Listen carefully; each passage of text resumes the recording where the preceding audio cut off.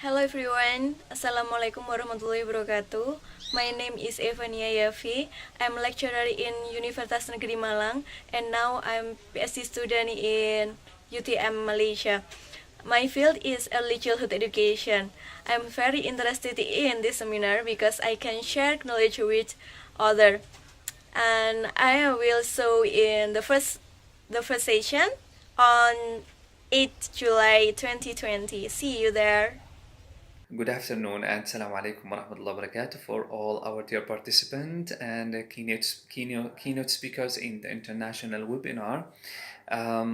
This is me, Muhammad Kadura. I'm a PhD candidate student in UTM University, Malaysia, in TESOL program. So inshallah I will share my experience and my knowledge with all our dear lecturer and teachers in the international webinar tomorrow morning, I think 8 a.m.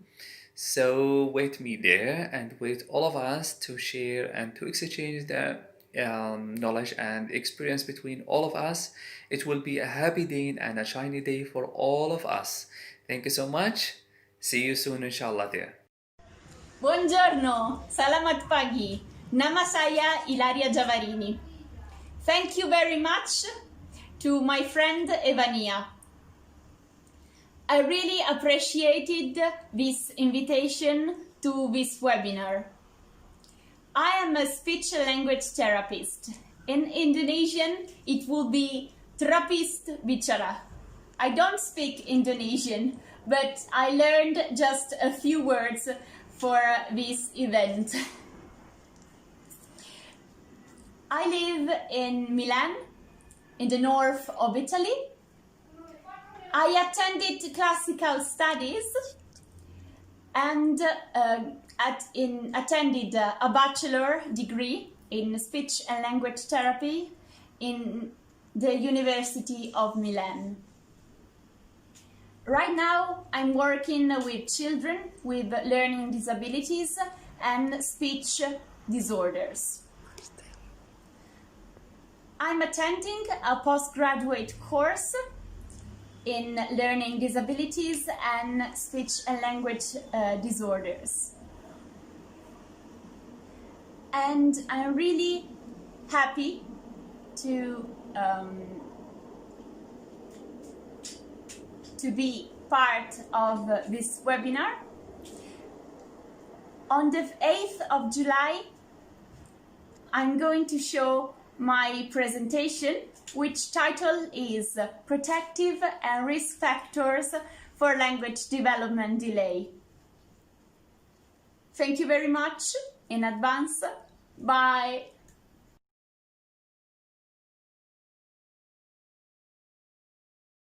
Hello everyone, I'm Sun Qihua from Huaibin Normal University, China. My major is in English teaching. Currently, I'm reading PhD in Curriculum and Instruction in University Technology Malaysia for 1 year.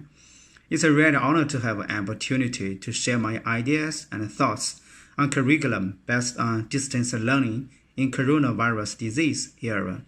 Thanks for listening, and please feel free to give any suggestions. Thanks very much, Eva. That's all. Bye. Good morning and thank you for having me here with you today. My name is Arepo Samson Venatius. I am from Nigeria. My area of specialization is technical education. I will be featuring in the second section of this seminar, which is slated for the 11th day of July 2020. The seminar promises to be educative. You are duly invited. Please make it a date with us. God bless you until we meet on that day. Thank you. Thank you. Hi ladies and gentlemen, my name is Nilu Sakina Nuraini. I'm from Primary Education, Universitas Negeri Malang.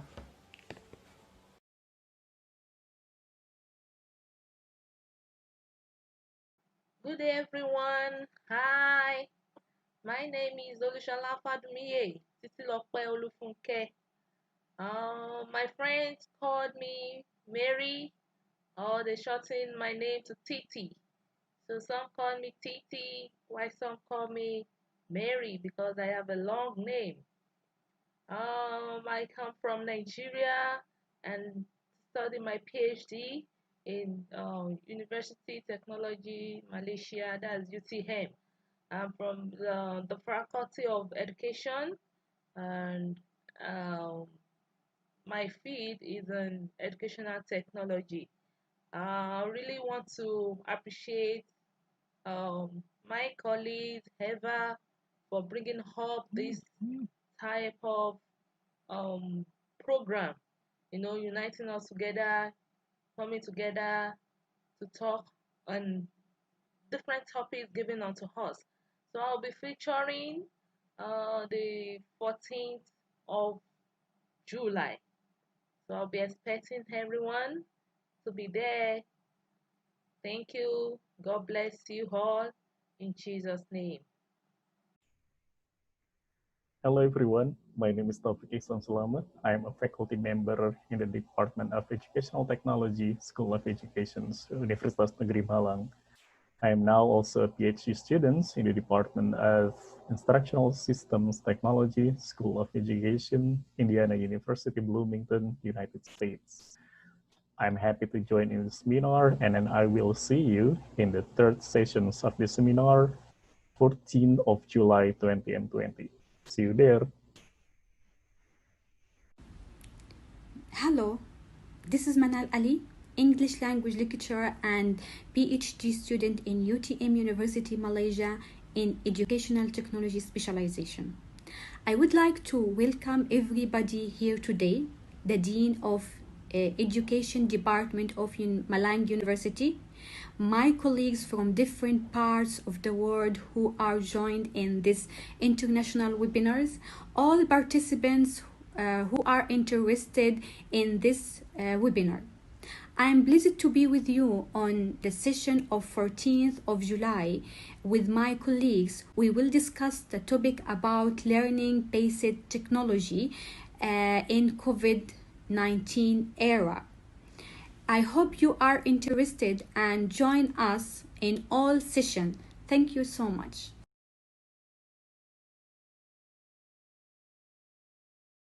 Assalamualaikum warahmatullahi wabarakatuh. Let me introduce myself. My name is Rosyidamayani. I'm coming from Indonesia. I'm lecturer in State University of Malang.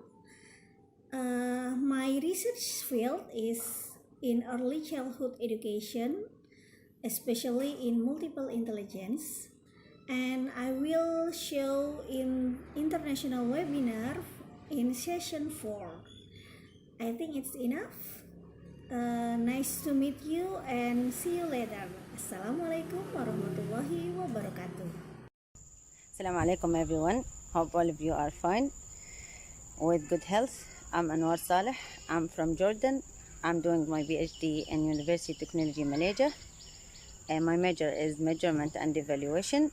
Hope I can see you in fourth session in 17th July, inshallah. Bye-bye. Hello everyone, my name is Yudha Alfian, Vice Director of Sanggar Corp, the best educational company. See you in the last session in 17 July 2020.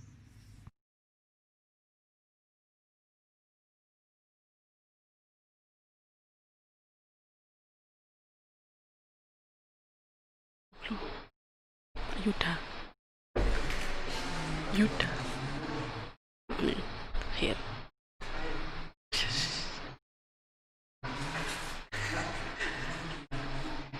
Oh, Assalamualaikum warahmatullahi wabarakatuh. Okay, good morning ladies and gentlemen. Welcome to the webinar series Educational Revolution.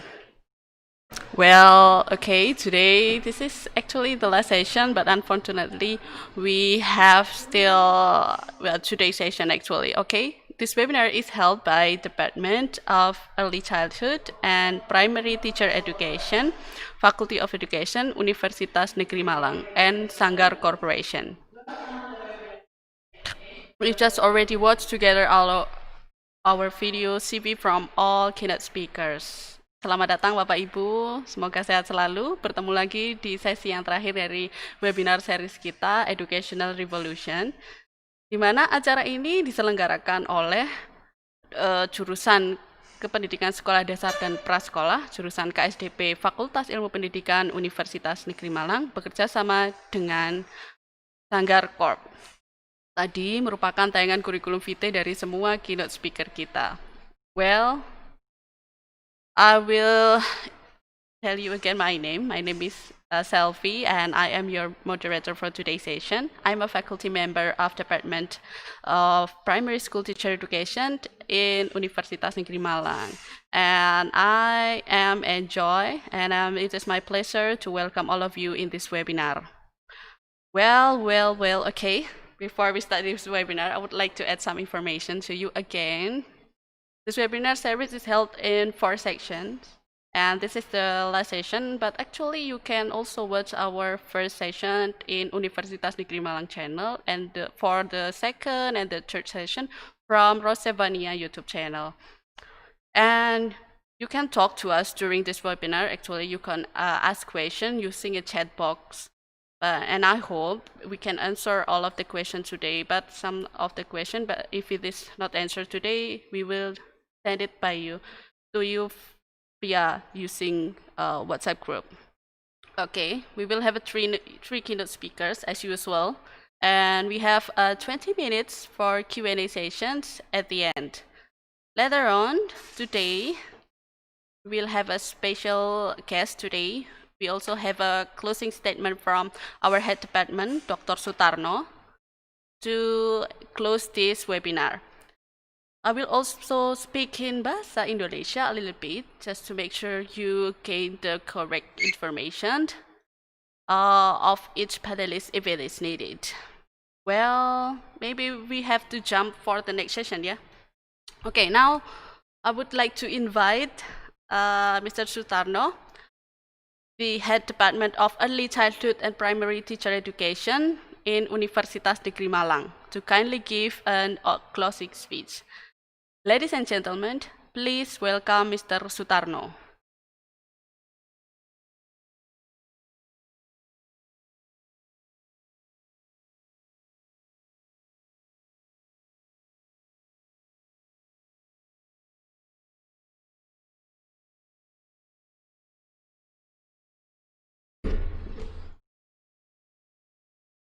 Assalamualaikum warahmatullahi wabarakatuh.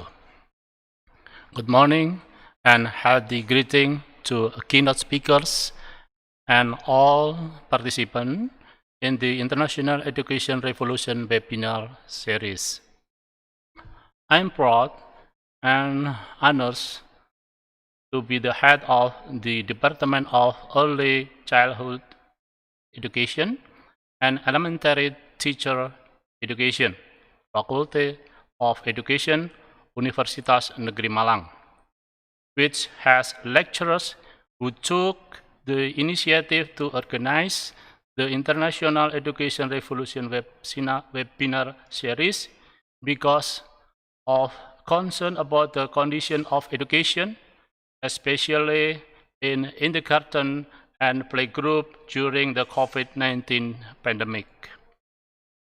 Students need the help and support of educators with professional education backgrounds who understand the state of their development.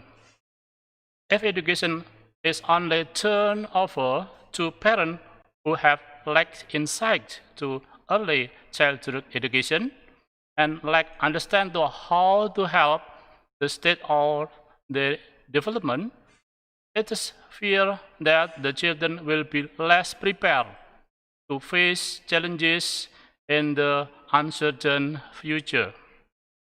Indeed, parents and family are the first and main foundation of education.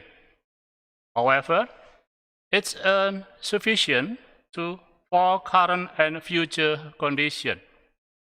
Early childhood needs education that is handled by professional education in this case, an early childhood education teacher. In the condition of COVID-19 pandemic, learning that was face-to-face in school by teachers changed their teaching style from face-to-face to distant learning. This seminar was held in collaboration between the Faculty of Education, Universitas Negeri Malang, and Sanggar Corps. We are proud that we successfully invite speakers from 7 countries, including Indonesia, Malaysia, China, Italy, Jordan, Palestine, and Nigeria.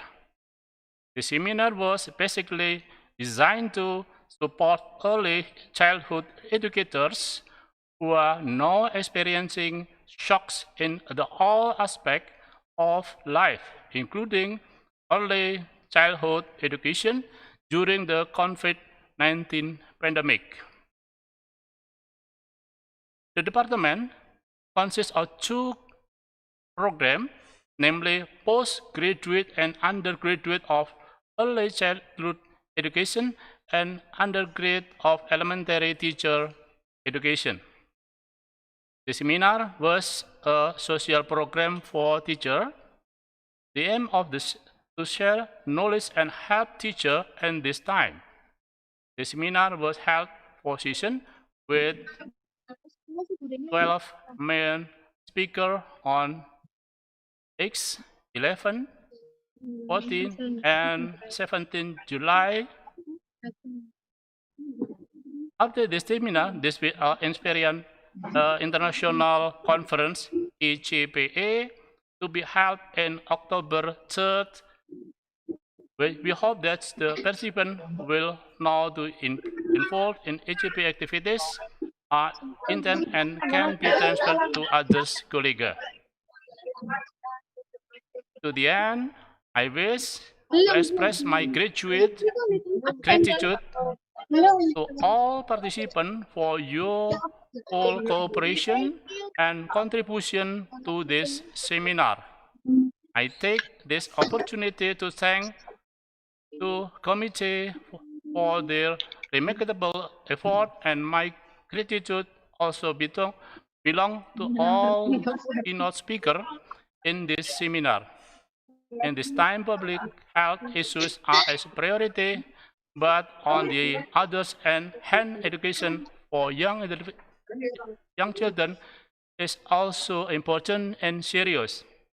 And I hope this seminar is very meaningful for all of us. Thank you. Assalamualaikum warahmatullahi wabarakatuh.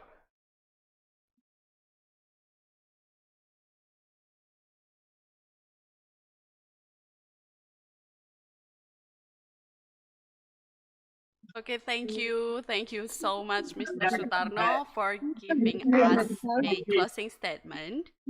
And that was very interesting for us. All right, everyone is good right now? I hope so. Well, today, maybe we can jump into another session, actually run into our main session. I will read our today's topic and introduce our keynote speakers. Our topic today is teaching and evaluation for children in COVID era. And the first speaker is Mrs. Rosyidamayani. The second speaker is Mrs. Anwar Saleh. And the third speaker is Mr. Yudha Alfian Haqqi.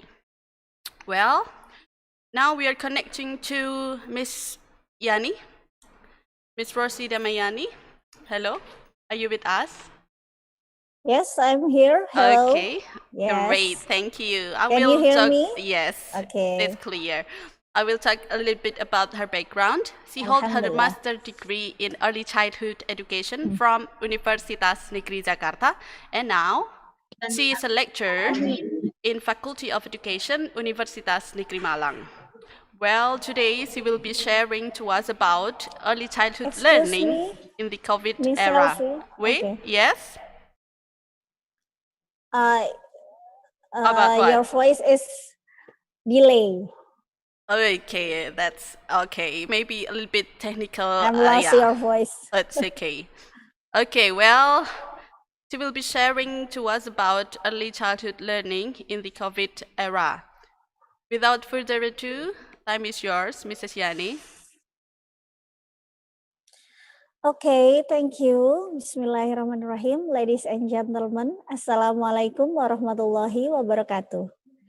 Praise be Allah for giving us convenience in being able to attend today's meeting. Salawat and salutation were bestowed upon the Messenger of Allah, Muhammad Sallallahu Alaihi Wasallam.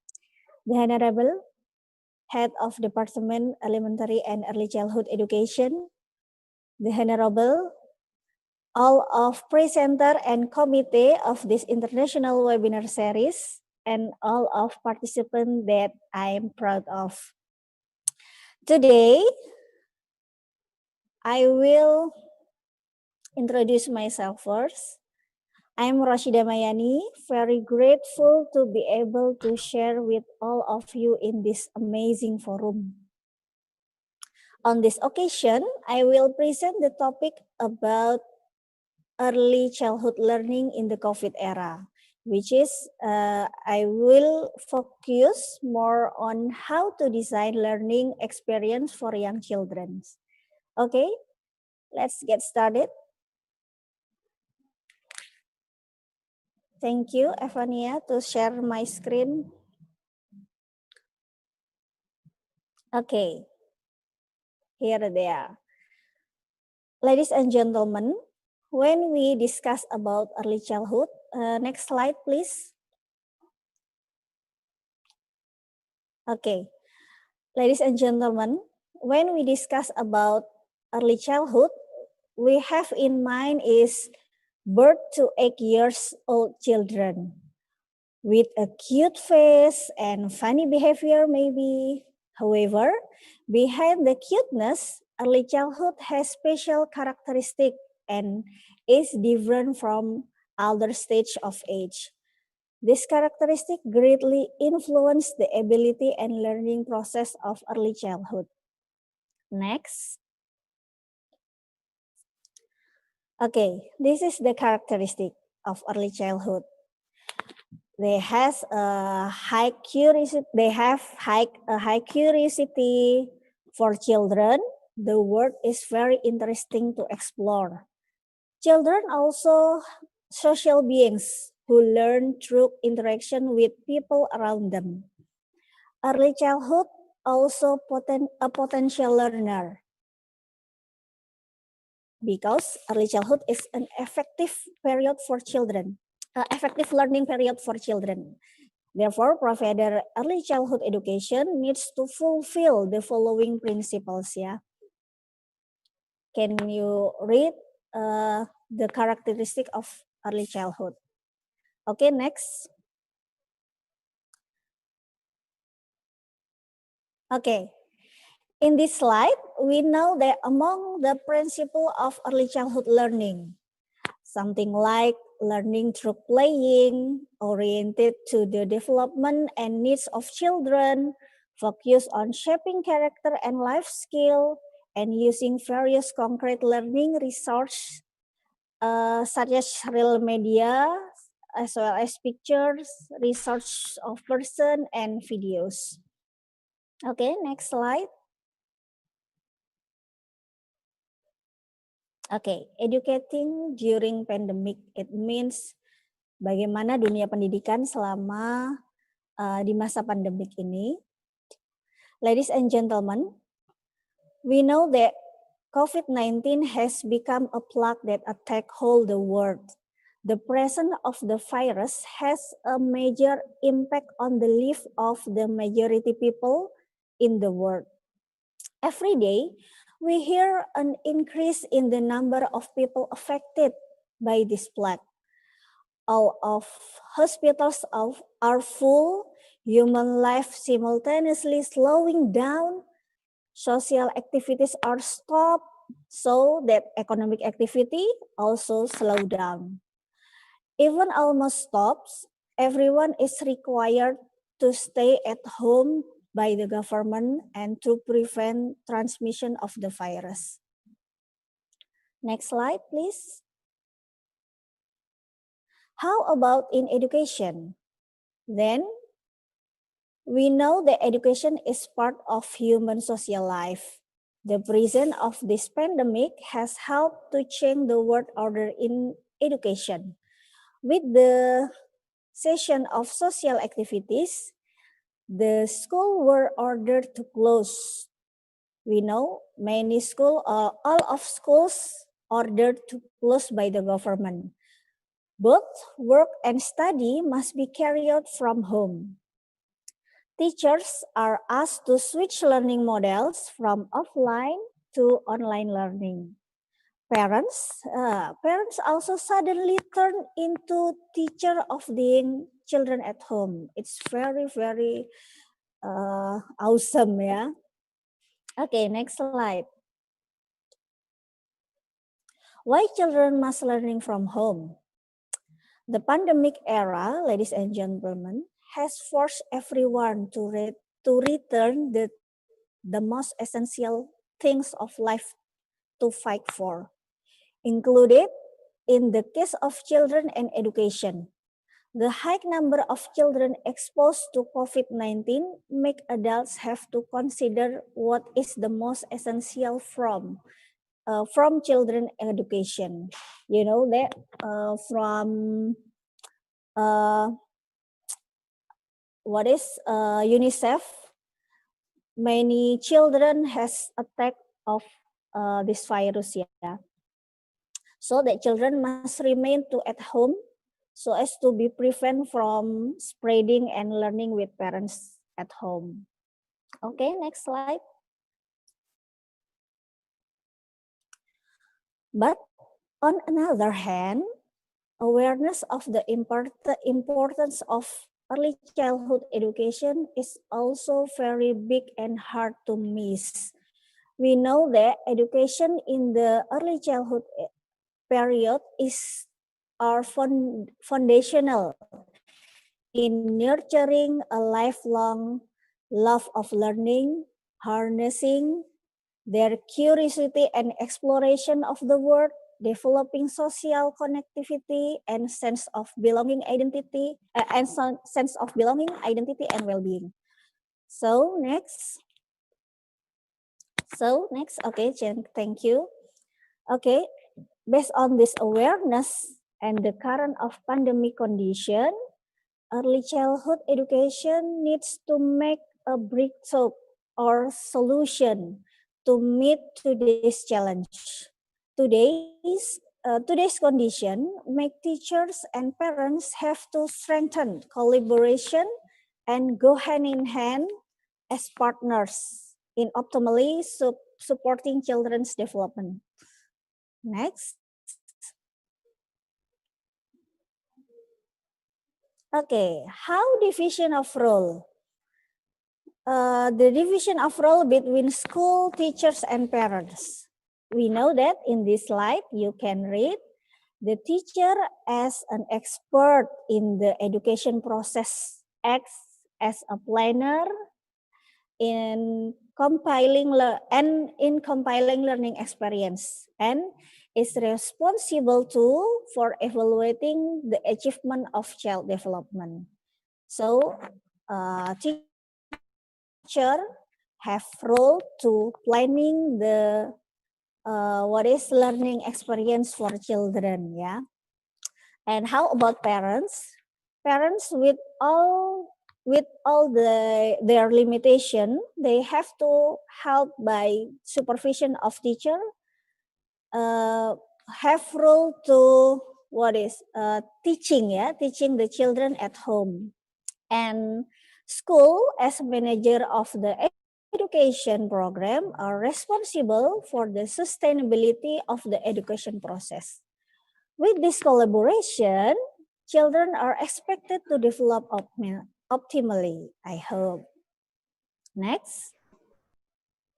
Okay, let we check one by one. Teacher's role. Okay, next. Next. Next, please. This is just some words from expertise that the rapid emergence of the here we are. Okay. The rapid emergence of the unprecedented pandemic calls of the well-evidenced expertise, responsiveness, and creativity of earliest teachers. Let me say in Indonesia, adanya pandemik ini membuat kita semuanya kreatif gitu ya, bagaimana menanggapi dan menjawab tantangan yang ada di pandemik. Earliest teachers need to embrace the change to strengthen partnership with children, families, and cares and learn about their words and families ya, integrating their individual context and needs into planning for learning experience. Jadi guru PAUD perlu menjadikan masa pandemik ini sebagai kesempatan untuk memperkuat kemitraannya dengan guru, dengan anak-anak, dengan keluarga anak-anak dan para pengasuh untuk supaya bisa menjawab tantangan ini dan mengintegrasikan konteks kehidupan anak-anak ini sesuai dengan kebutuhan perkembangan. Oke, next please.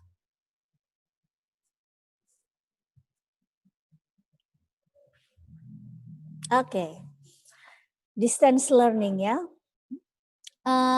In essence, today for the pandemic, there are 3 models of distance learnings that can be done during this pandemic, namely offline learning, online learning, and flipped learning. Ya, offline learning is distance learning model where the teacher directly submit a learning plan to the parents, then takes the assessment through a home visit. So it will be for parents that cannot access in online learning. And then online learning for the second is distance learning model in which teachers submit a learning plan and implements a learning program through the internet platform. It can be both synchronous or real-time learning or asynchronous. Asynchronous is opposite of real-time learning ya. Whereas flipped classroom is a learning model where children are given activities first, then discuss. The teacher give activities first for children, and then discuss in online platform by teacher through something like conference application, something like that. And then next slide. How when teacher use distance learning, maybe previously allow me to be okay. When teacher use distance learning model, there are some in this. Okay. If the teacher organize learning online, the teacher need to pay attention to the following points. Something like, can you read of this slide? Okay. View children as learners in all moments and environments. So we have to view or see the children as learners, gitu ya.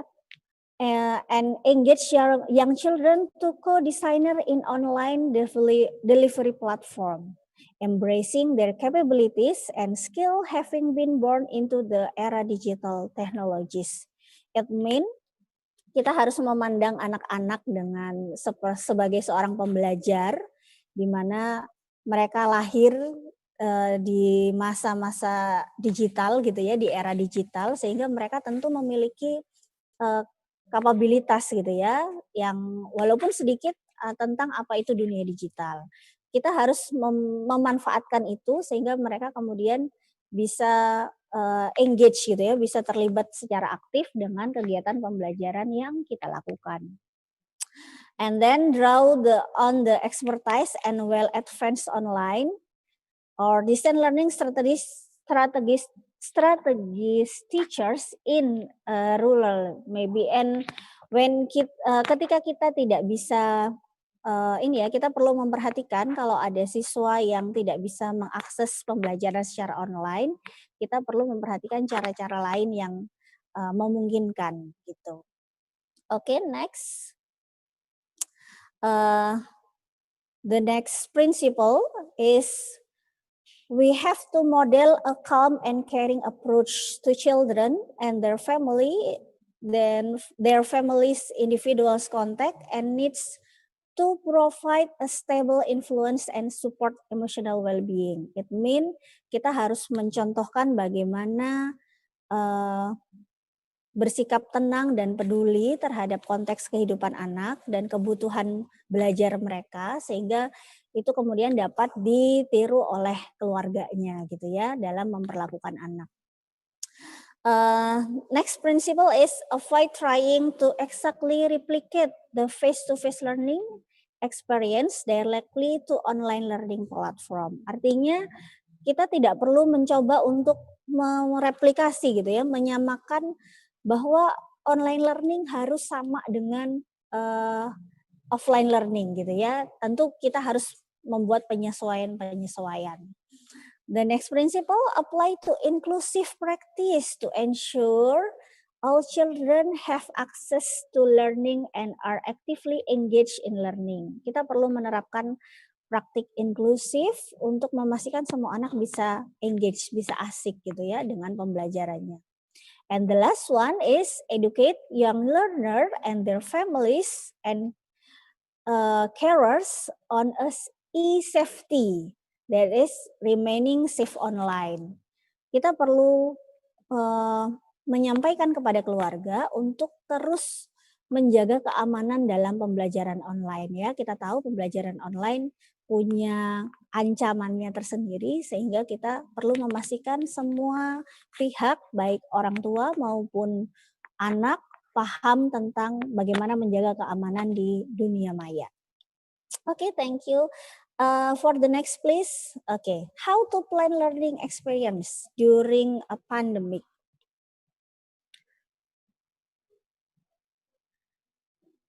Okay. To plan learning experiences for children, there are several things that need to be considered by the teacher, namely as follows. Okay, for the first, lowering the standard of developmental achievement. It means kita sebagai guru harus tidak boleh terlalu kaku untuk mencapai kurikulum gitu ya. Kita perlu menurunkan standar capaian perkembangan anak. Jadi tidak memaksa gitu. And then paying attention and adjusting the condition of parents. Kita perlu memperhatikan bagaimana kondisi orang tua. And the third one, plan activities according to characteristic of the age, abilities and needs of each child. Kita perlu merencanakan kegiatan yang sesuai dengan karakteristik anak, usia, dan kemampuan serta kebutuhan mereka. The next one, contents play activities that provide a meaningful learning experience. Kita perlu membuat aktivitas bermain yang itu sangat bermakna bagi anak dan memberikan pengalaman belajar. Does not require completeness of development achievement. Something like I say before, kita tidak perlu menuntut anak untuk tuntas dalam belajar karena kita tahu situasinya tidak seoptimal ketika berada di sekolah. And then we have to plan various activities supaya anak-anak tidak bosan. Jadi aktivitasnya harus bermacam-macam. And the last one, focus on habituating of life skill. orang tua perlu atau guru perlu merencanakan kegiatan yang bisa memfokuskan anak pada life skill mereka. Okay, next.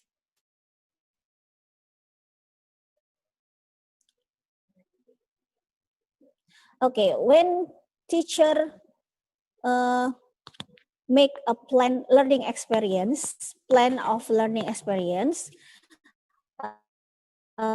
teacher need to consider about it, yeah, something like natural resources. It means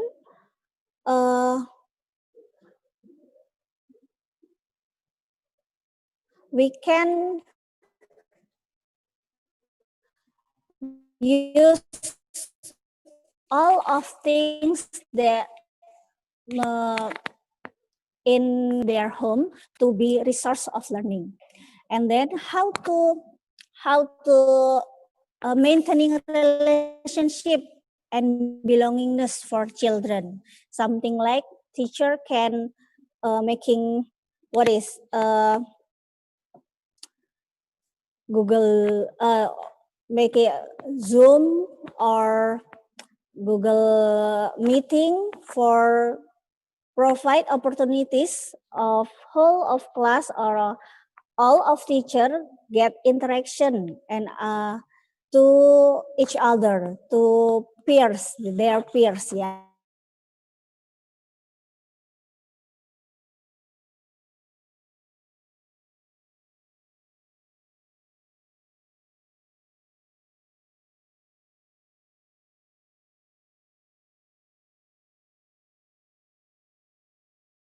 Is social connectivity is important during the period of social isolation. We know that in pandemic, children always stay at home, okay.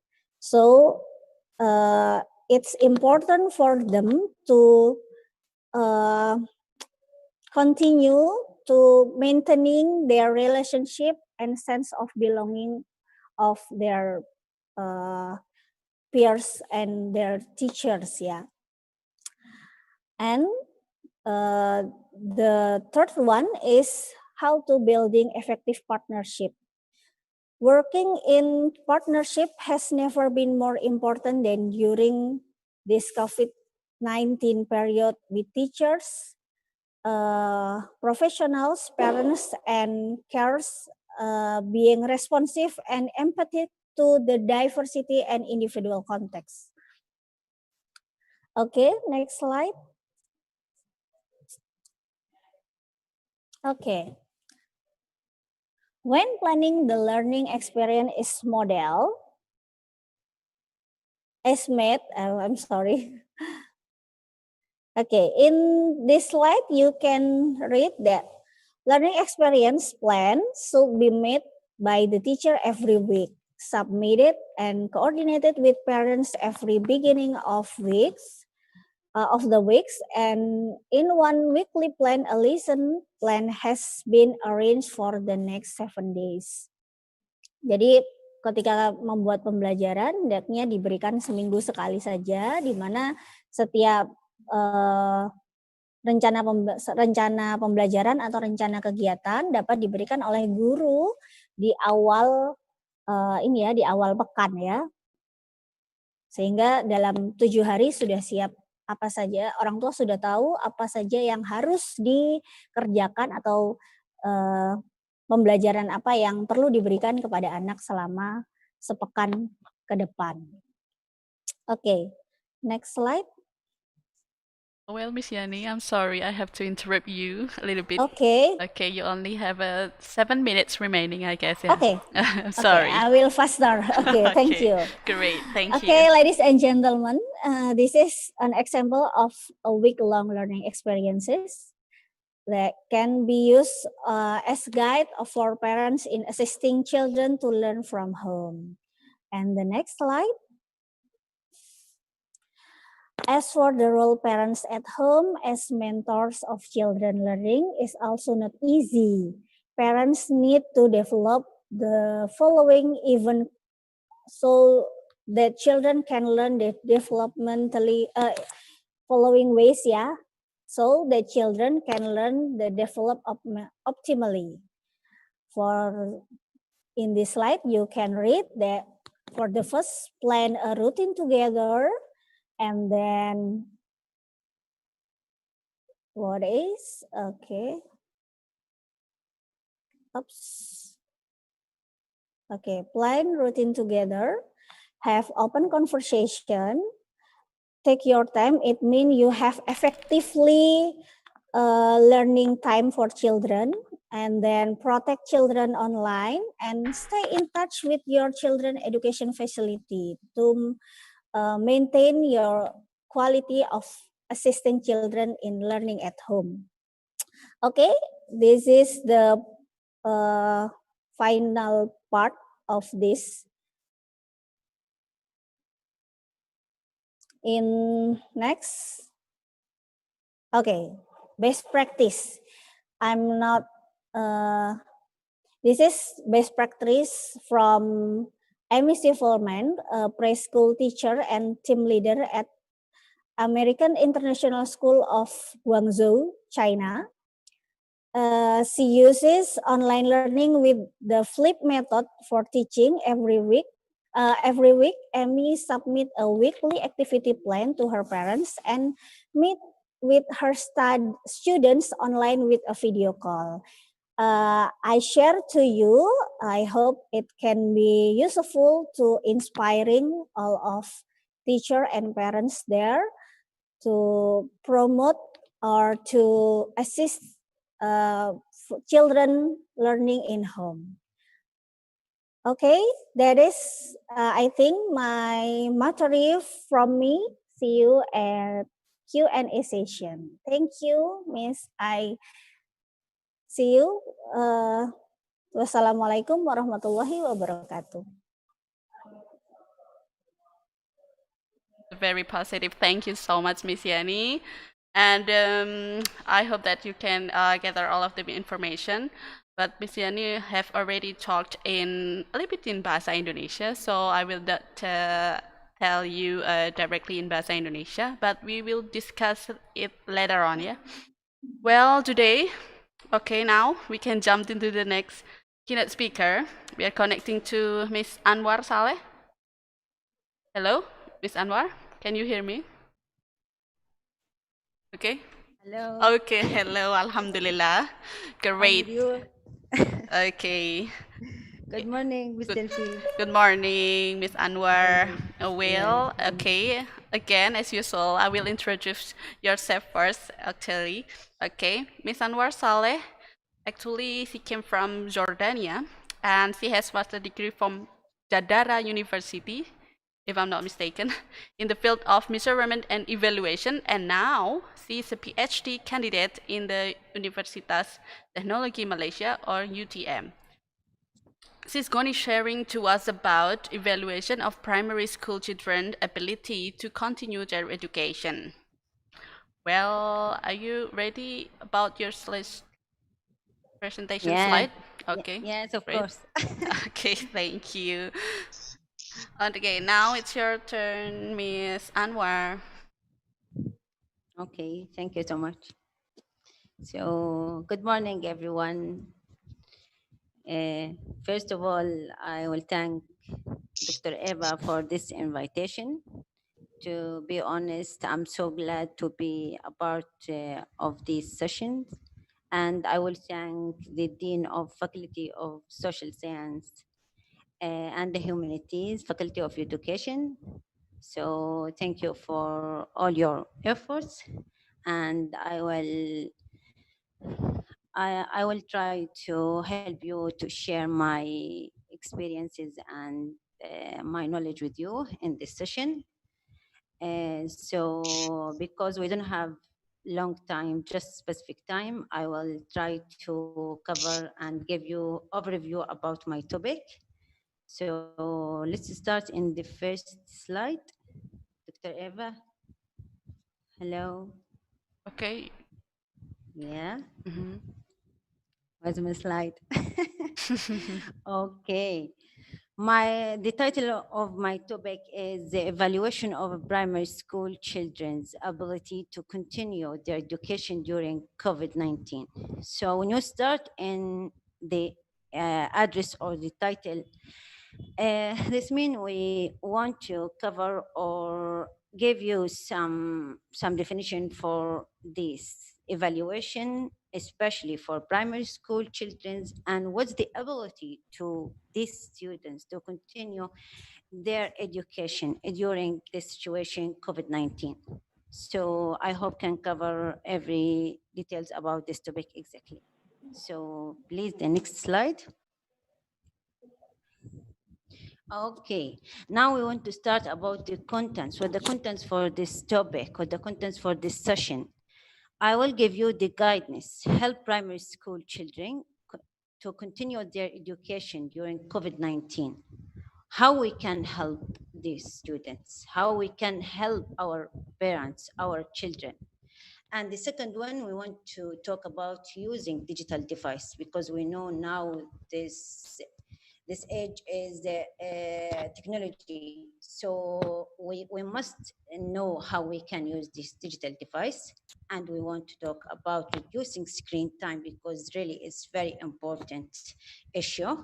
What's the ways to help children with learning?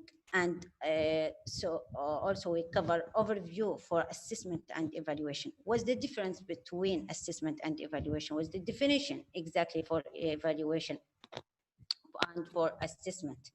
We want to talk about evaluating the students online, how we can evaluate my students, and method for assessment, also results of evaluating. When I talk about result of evaluating, let's say that I want to take a sample for some students.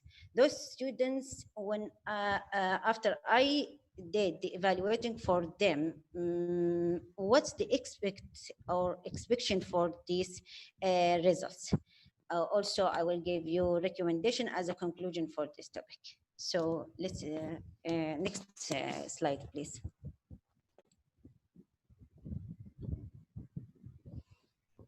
Hello. Yes.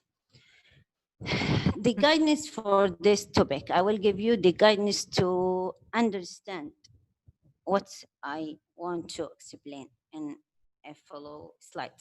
So while staying at home due to COVID-19, the parents and carers may be concerned about their children's education and the effect of missing school, because this is very important now for everyone, for teachers, for children, for students to pursue and to complete their educational process and education system. So about this, we will follow, and no one expects parents to act as a teachers. This really, of course, because the teachers before COVID-19 was or were responsible for about all the educational system, but now it's different. Parents and care should be their best to help children and support their learning. We know that. Speak to your school, which will be planning work for your child to do. This point, it means we must do cooperate between schools and teachers, or between schools and children, because this is very important for them.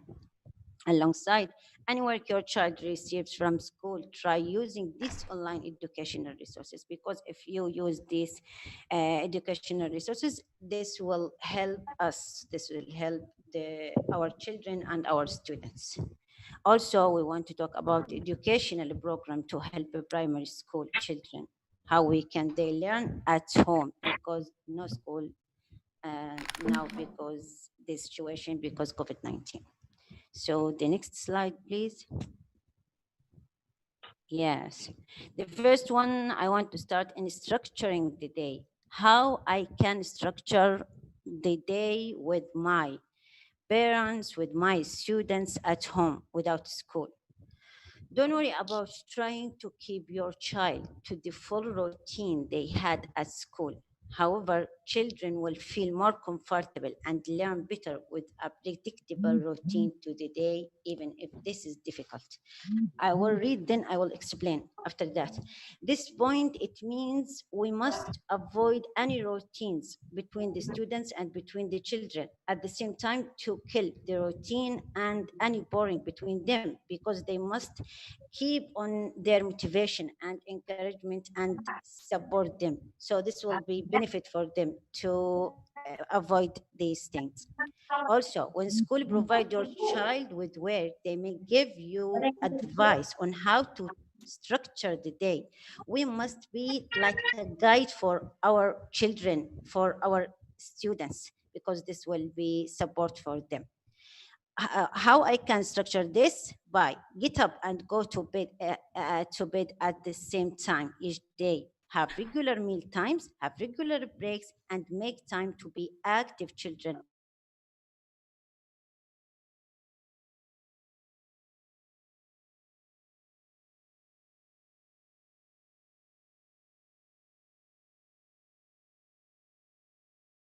Wait. Hello? Okay. Yes. Yeah? Maybe you Yes. can repeat it again.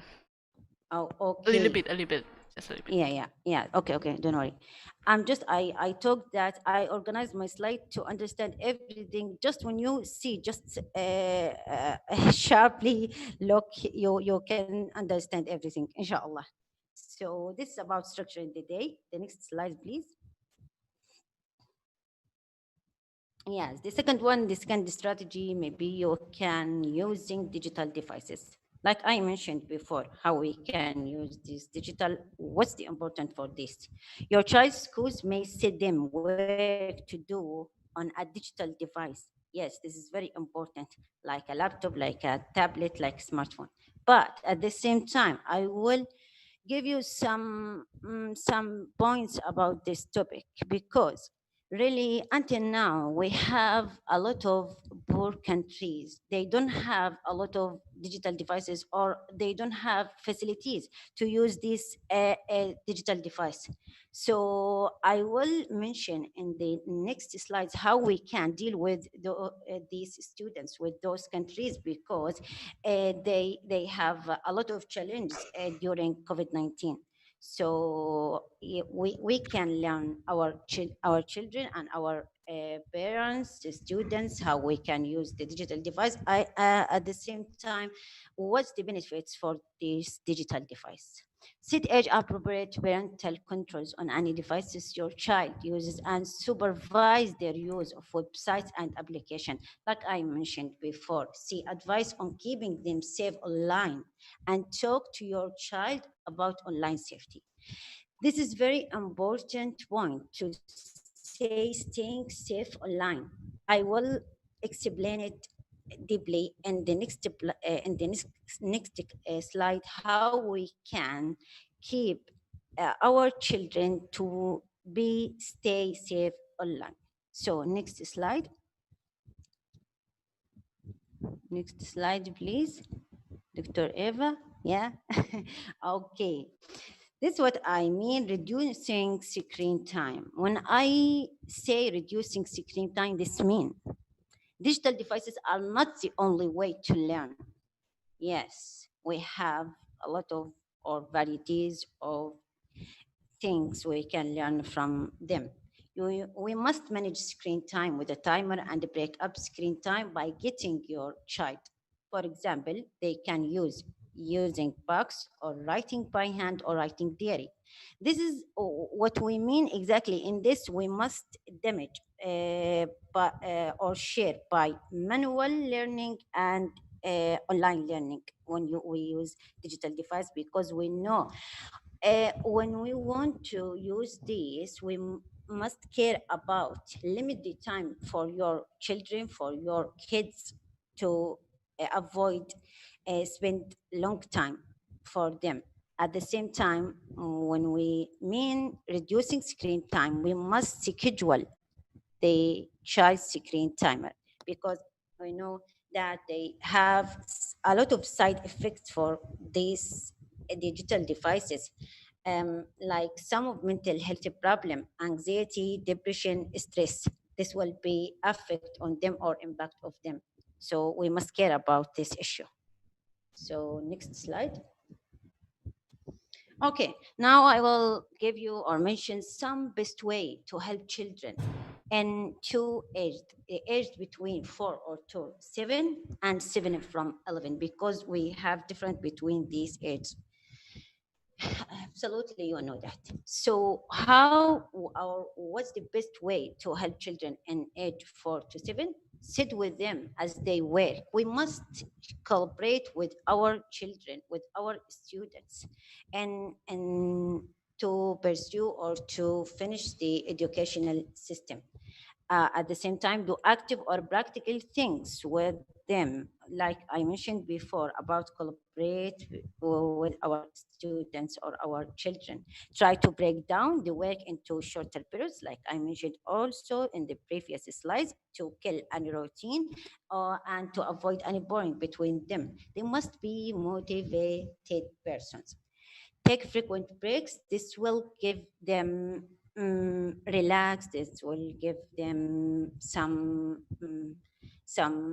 motivation or like this. At the same time, this is most significant points. I think from my view, prize or reward them or do anything well. For example, maybe we can tell your parents or your children, if you do this, I will give you this, or maybe prepare some presents for them. This will give them motivation to complete their duties and homework. At the same time, this will give them or give them improve their skills and their qualification. At the same time, reading and talking with them is very important. For the age 7 to 11, we must give them support and direction. But at the same time, we must take care about to be an independent person or independently person. When I mean 7 to 11 age, this means I must teach them how they can cope with the situation or bad situation or difficult situation alone. Just I can guide for them, but at the same time to be independent. Because the parents they don't stay always with their children or with their parents. So this is very important to them. The second one, try to break down the work into short periods based on how long they can concentrate, because this will increase their concentrate or their focus. This will be help for them. Okay, the next slide. Yes, this slide talk about the distance learning. I will explain something here also. As schools around the world have closed due to COVID-19, unfortunately, many have extended closures for the reminder to or for school year. Students, teachers, parents, and settling into the new reality for foreseeable future. What we can say about this? Under these unexpected circumstances, because when COVID-19 started, this will happen unexpected. So what we must do in this case, what we can do and how we can cope with the situation. Now we just transfer for distance learning. So when we say distance learning, we mean connecting students and teachers through online platforms. What's the platform that can we use it? This is, we have now a lot of platforms we can use it to distance learning between students and children and teachers. Also, at the same time, national and local government are partnering with broadcasting service provider to deliver educational content via television and radio. Here, I will give you a big example or a huge example about my country. To be honest, my country in Jordan, they cope with COVID-19 in a good way because they support their children by broadcasting by some channels and television, because you know some of families or some of students, they don't have facilities to complete their educational system or educational process. So via channels that it will be special for some materials like maths, Arabic, English, Islamic studies, like this will help them a lot. So this was just, for example, from my country, how they cope with the situation. Okay, the next slide. Okay. Well, I talked in the first, my title, about evaluation and assessments, what is the difference between them. Now I will cover something. So when we talk about the assessment, what's the meaning for assessment? What's the meaning of evaluation? Evaluation is described as an act of passing of judgment. When we talk about evaluation, always directly you must relate them in judgment. But when we talk about the assessment, it's mean a process of collecting, reviewing, and using the data for the purpose of improvement in the current performance. About the nature of assessment, it's diagnostic. About the evaluation, and it's a judgmental. What it does for assessment, provide feedback. When we see feedback, we mean the positive points and negative points together. About evaluation, we must determine the extent to which objectives are achieved. What's the purpose for assessment and for evaluation, formative, summative? I will let you to take just focus with me about formative assessment, because I will explain a lot of information about this kind of assessment exactly, or especially because I will tell you why. Also, we have orientation, we have goal for assessment process. Oriented, for evaluation, product oriented.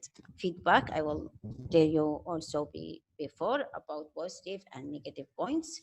For evaluation, based on the level of equality. When we see quality, we mean value, not just a quantity, how many or how much. We focus on equality more than a quantity and evaluation. What about relationship between parties? Reflective for assessment and perspective for evaluation. And to be honest, I prepared also extra information about this topic to understand deeply. But because I don't have long time, just a specific time, now I will give you overview. Then later I will give you or share in chat some extra information about this topic.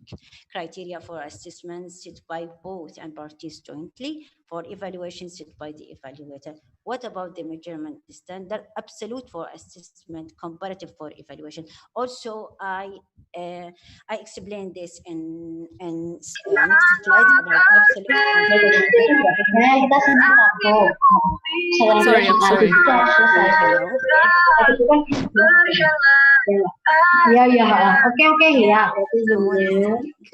Yeah, I'm sorry. I'm sorry. Please unmute Miss Suharnik. Sri Suharnik, I'm sorry. I'm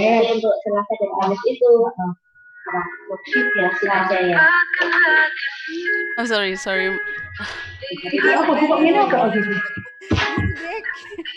This one of the audio community option. Sorry. Anwar, can you unmute? I'm sorry, all of the participants, please unmute your voice, except our keynote speakers. I'm so sorry.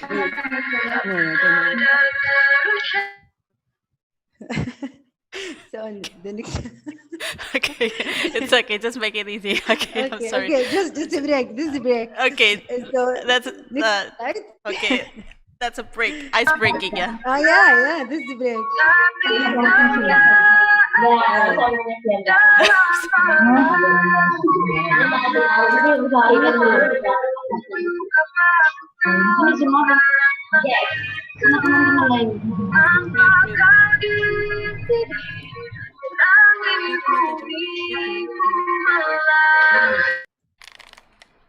I'm sorry, wait, just a little bit, because lots of the technical, it's technical issue here. Well. Okay, Dr. Eva, next slide, please. I'm sorry, Okay. Anwar. No, don't worry. This is a good break for us. Okay, just take it as a good break. Yes. So now we want to talk about types of assessment and types of evaluation, because also very important. Summative assessment, interim assessment, formative assessment. Just we can read the steps, you can understand what I mean. Summative, interim, formative. For summative, end of year assessment, state assessment aligned to content area state standards and measures students, component of teacher accountability and evaluation. The second one is interim assessment. This will happen from 6 to 8 week assessment, school and district level assessment. It identify gaps in students, predict students' performance and data used at classroom level, drives district level decision. And I will focus on formative assessment, like I told you before. Why I want to focus on this type of assessment? Because actually, it is common between all teachers and educators to use formative assessment if they want to evaluate their children or students or teachers, anyone. Why? Because really it's a daily assessment. When we say daily assessment, I mean not just weekly or monthly or yearly. When you want to evaluate someone daily, this means we want to stay with her or with him step by step daily. This will be help you to take feedback. What's the positive points? What the negative points? What's the obstacles? What's the challenge? That's why I want to take formative assessment to talk about them. And for in my view or my experience, I advise anyone they want to evaluate someone to use this kind of assessment. Also about formative assessment linked to learning, assessment student or as a student understanding the measurement skills that are used to modify. So about the types of evaluation we can use based on time or based on manner. This depends on you if you want to choose time or if you want to choose manner. For time, formative, summative. For manner, criteria, reference, and norm reference. Okay, so the next slide, please. Okay. In this slide, we want to explain about how we can evaluating students online, because we know when we evaluating my students in COVID-19, this was different before COVID-19. I was a teacher before 2 years because now I'm PhD students. So I leave my work. So, but I have a lot of experience about how I can evaluate my students. So now this is different because we want to evaluate students online. We have 3 techniques: students presentation, exams, assignment. For students presentation, we must focus on asynchronously and synchronously. What's different between them? Also, I will explain exactly in the next slide. For asynchronously, we can use web camera, microphone, screen sharing, and slides the screen. For synchronously, Google Meet, it will be enough like this. But the second one is assignment. You know, everyone what's the assignment, because I think most of us, we have assignments and exam in schools and universities in college like this. So for assessment, we can use PDF and Word. For exam, I think it will be enough. No need to explain about this point. Yes. Also, the next slide, please. Okay, this is most important question to ask us. Everyone must ask this question. Are students still learning during COVID-19? Yes. So what we can say about this question, or what we can answer about this, the formative assessment can provide the answer. And I explained before, I mentioned previous why formative assessment can provide the answer, because it's daily assessment. This will be provide us in a lot of benefits for teachers, for students and parents. Okay, the next slide, please.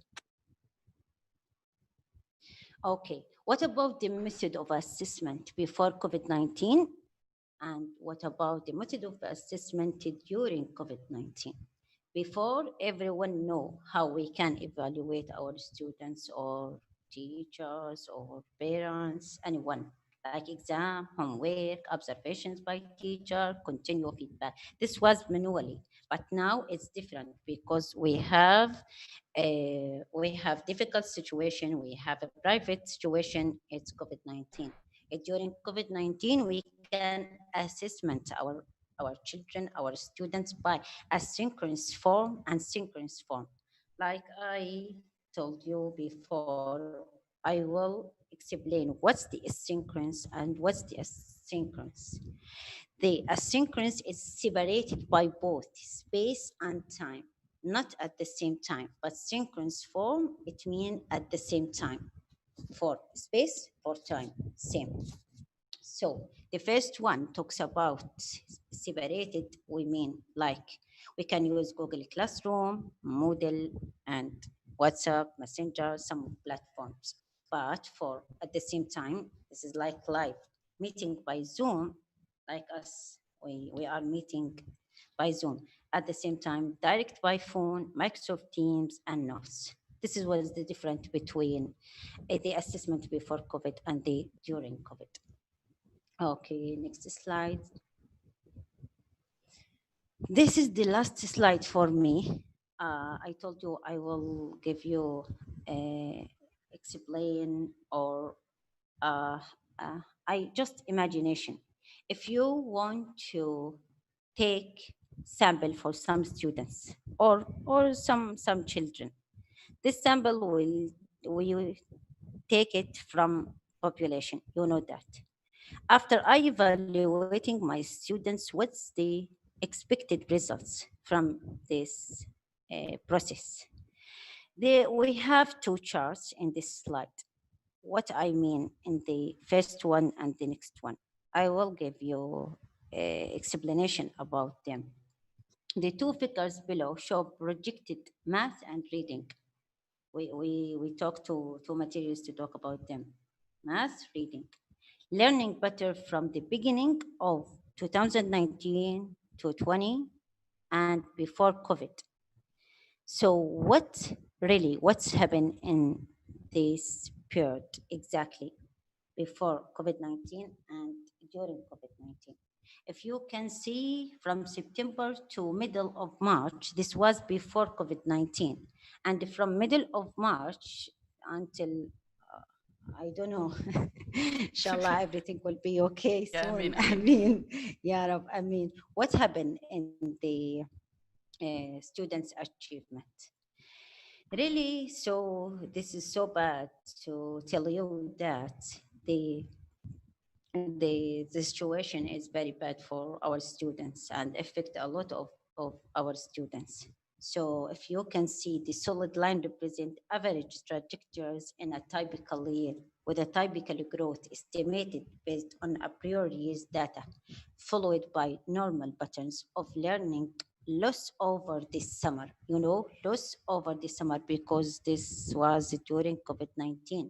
Generally, students' achievement, this is very important for our children, for our students. Learning tends to decline. Decline, I mean decrease, not increase, not in good, not in stable. So the situation is very, very bad during the summer through these various created by students. But at the same time, this is just a expected results or expected outcomes. But maybe, and on the other hand, maybe I'm sure we have some countries, they still try to present or to improve their students to be unstable in their achievement, or to I cannot say increase, because really it's very difficult. But if stable, it's okay. I mean balance between the students' achievement and the situation now, COVID-19, or maybe like I explained, loss in students' achievement. So the next slide.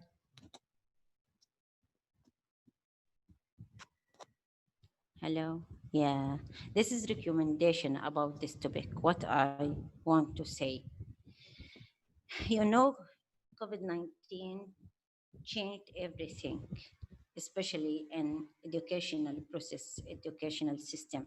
But at the same time, we try to be in a safe side, because we want to always improve our children and our students to be stable in their achievement, because now we are in or during COVID-19, but after that, inshallah, everything will be okay. So they will come back to their schools. So I'm sure there are a lot of different it will be effect on our students before COVID-19 and during COVID-19. What we must say in this case, even though in many places it is currently not possible for teachers and students to come together, yes, unfortunately, at the same space, but it's necessary for teaching and learning to continue. Yes, we must share in this process. Everyone in this society must share their experience, their skills with our children, with our students, to stay safe, to avoid learning loss, and to stay on track on our goal in decreasing learning poverty, like I mentioned before, to decreasing, not increasing, learning poverty. So also, I'm sure formative assessment can help all students to continue along their learning trajectory, providing them, their parents, their teachers with the necessary information to support the learning process, albeit from a distance, because we cannot meet them face to face in the same place, in the same time. So just we can complete this process in any way. I hope I can give my experience, and you can understand everything, because this was I think it's easy way to understand all the points about this topic. And I will share also extra information. I told you, if I have time, I can explain now. If you don't have time, just I will share with you. Miss Selfi, are you with me? Hello. Yeah? Okay, hello, yeah. Actually, Okay, your time is out. Okay. Okay. Okay. Thank But you for maybe we your. can, maybe you can show us in the discussion, Okay. or just in Q&A session. Sure. Thank you for your listening. Thank you so much for everything. I hope I can see you in the next session, inshallah. Stay safe and pray for me. Okay, great. Thank you. so Thank you again for sharing with us, Miss Anwar. That was awesome and very positive. Bapak Ibu, hal yang sudah di-sharingkan tadi banyak sekali, seperti yang sudah dibagikan di slide-nya Bapak Ibu, termasuk ekspektasi awal yang memang kita, karena semua sih sudah berubah dengan COVID. Sebelumnya tidak ada online, kemudian tiba-tiba ada online, termasuk banyak hal, termasuk hal yang harus diperhatikan adalah online safety, di mana Bapak Ibu memang harus ada time screen-nya ya. Jadi ibaratnya anak itu nggak terus-terusan nonton HP atau laptop gitu ya. Nah, ini ada banyak cara, termasuk tadi juga berhubung background beliau itu ada di pengukuran dan juga evaluasi, memang sudah disajikan di slide-nya, memang slide-nya yang sudah dijelaskan tadi, termasuk kita kalau dulu memang ibaratnya tatap muka, kemudian pakai pencil and paper test. Nah, kalau sekarang ya evaluasinya Bapak Ibu bisa pakai yang kemarin itu rame ya, misalnya pakai Google Form ya untuk mengevaluasi siswa. Kemudian ada quizzes, ada Kahoot, macam-macam. Pokoknya intinya hal-hal yang berbau online gitu, okay? Termasuk asinkronus dan sinkronusnya itu juga sudah dijelaskan, dan tadi ada line atau grafik yang sudah disajikan. Memang ada kecenderungan untuk menurun, tapi harapannya kita pandemi ini segera berakhir, sama seperti semua orang bahwa harapannya anak-anak bisa kembali bersekolah lagi, sehingga pelaksanaan pembelajaran dan juga penilaian atau asesmen itu bisa berjalan dengan optimal gitu, okay? Well, okay, thank you again for Miss Anwar. Now I would like to invite our third case speaker in our line, Mr. Yudha. Hello. Please unmute yourself, Mr. Yudha. Hello. Okay, great. Do you hear me? Yes, a little bit unclear. Maybe you can use your earphone or speaker a little bit. Okay. Hello. Hello. Yes. Okay. It is clear right now. Okay, I would like to introduce Mr. Yudha first. He's an Vice Director of Sanggar Corp, and he has received various teaching backgrounds as a primary and secondary teacher in Malang since 2008, and also taught in Universitas Islam Negeri Malang as a lecturer in 2010. But now he's focused on the Sanggar Corp as a Vice Director. Now he will talk about authentic assessment of early childhood development in the COVID era. Well, maybe it's your turn, I guess, ya. Oke. Thank you, Miss Shirley.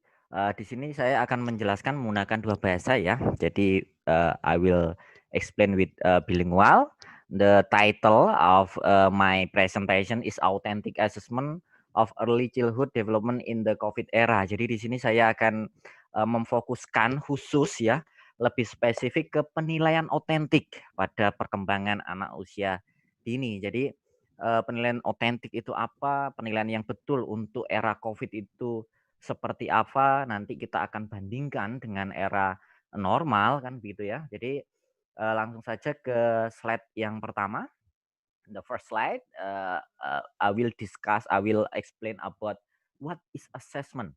Apa sih penilaian itu untuk anak usia dini itu fokusnya di mana dan bagaimana kita akan menilai. Jadi apa yang dinilai dan bagaimana kita menilainya. Di sini ada dua aktivitas. Yang pertama adalah penilaian proses atau proses assignment. Jadi yang pertama adalah proses, yang kedua adalah result atau hasilnya. Jadi hasil dari hasil capaian perkembangan. Di sini kita fokus ke capaian perkembangan. Jadi penilaian untuk anak usia dini sendiri terbagi menjadi dua, yaitu proses dan hasil.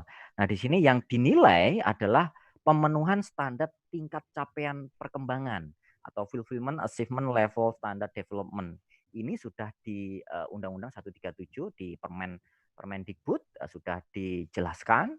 Nah, di sini ada 6 aspek atau 6 aspek six aspek yang harus dinilai.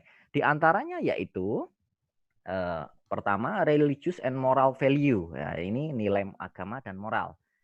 Second fisik and motorik, dan ini sudah kita pahami sebagai guru TK atau guru PAUD, kita sudah paham bahwa ada 6, kognitif, language, social, emotional, and creativity. Nah, di sini kalau di luar negeri mungkin hanya ada 4, yaitu fisik sampai sosial, sedangkan creativity dan religius tidak dinilai, tapi untuk Indonesia dan Malaysia memiliki persamaan, yaitu 6 aspek yang dinilai karena kita negara yang lebih religius ya, istilahnya ada perketuhanan.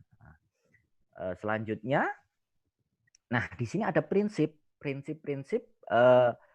of assessment in early childhood. Jadi di sini ada banyak sebetulnya, ada sekitar 8, tapi saya akan menjelaskan 5. Yang pertama educate atau edukatif, prinsip edukatif, autentik, objektif, accountable, dan transparan. Jadi di sini ada 5 prinsip. Apa saja prinsip itu dan penjelasannya seperti apa? Ini yang pertama educative. Encouraging children progress toward development through meaningful education activity. Jadi di sini prinsip edukatif itu intinya adalah menilai perkembangan anak melalui aktivitas yang mendidik, yang bermakna. Jadi lebih fokus ke hal tersebut ya. Yang kedua, authentic associate with real condition during play activity will learn is carried out continuously. Jadi di sini penilaian autentik itu berhubungan dengan kondisi nyata. Kondisi nyata itu apa ya? Pada saat dilakukan pada saat proses pembelajaran kan gitu ya. Jadi tidak boleh terpisah atau segala macamnya. Jadi lebih ke langsung. Kemudian objektif appropriate the indicator of development achievement, and di sini lebih ke subjektivitas. Subjektivitas itu apa? Jadi penilaiannya itu harus objektif, tidak boleh subjektif, tidak boleh karena kita senang pada satu anak nilainya bagus. Nah, itu adalah prinsip objektivitas. Kemudian accountable, have a procedure and clear criteria set out and planned in early learning. Jadi memang kita harus accountable itu harus sudah jelas prosedurnya, kriterianya sudah jelas. Jadi di indikatornya sudah jelas, KD-nya sudah jelas, RPPH-nya sudah dirancang, dan bukan penilaian itu bukan sifatnya ujuk-ujuk menilai atau tiba-tiba menilai, enggak, tapi lebih ke awalnya sudah disediakan atau sudah di-prepare gitu ya. Kemudian transparan. Transparan ini berkaitan dengan the result of the assessment can be accessed by all stakeholder, especially the parent ya. Jadi di sini hasil penilaian memang harus disampaikan apa adanya, disampaikan kepada orang tua sebagai bahan evaluasi bersama. Jadi ketika anak ada masalah, ketika dinilai ada perkembangan yang mungkin terlalu lambat dan sekolah sudah maksimal, maka itu harus disampaikan kepada orang tua supaya apa? Supaya orang tua bisa memberikan istilahnya perlakuan khusus, sudah ada perbaikan gitu ya. Selanjutnya, nah ini kita akan membandingkan comparison of early childhood education assessment before and after COVID atau during COVID. Di sini perbandingan aktivitas penilaian sebelum dan selama atau sesudah COVID. Nah, di sini ada pelaksana, siapa sih yang menilai, kemudian bagaimana prosesnya, instrumennya apa saja. Nah, kita akan pastikan bahwa memang dari pemerintah belum ada yang membahas kurikulum khusus untuk penilaian, belum ada panduan secara resmi. Namun di sini saya pastikan bahwa sekolah-sekolah sudah kreatif. Nah, di sini saya akan mensistematiskan saja nanti sebagai bahan referensi untuk istilahnya pengambilan kebijakan dalam membuat penilaian seperti itu ya. Jadi pertama berkaitan dengan aktor, siapa yang menilai. Kalau sebelum aktor of assessment, jadi sini sebelum COVID, before COVID, guru sendiri, independen, mandiri, yang dilakukan ini sudah diatur di Permendikbud. Jadi Permendikbud sudah mengatur bahwa yang menilai dari A sampai Z, dari perencanaan sampai pelaporan, yang melakukan adalah guru, tidak dibantu oleh orang tua. Nah, ini during COVID atau after COVID, setelah COVID, gimana? Maka saya mengutip Morrison, bahwa di sini adalah evaluasinya harus kooperatif dan kolaboratif. Artinya apa? Harus ada kerjasama antara guru dan orang tua. Nah, masing-masing punya peran. Perannya di mana?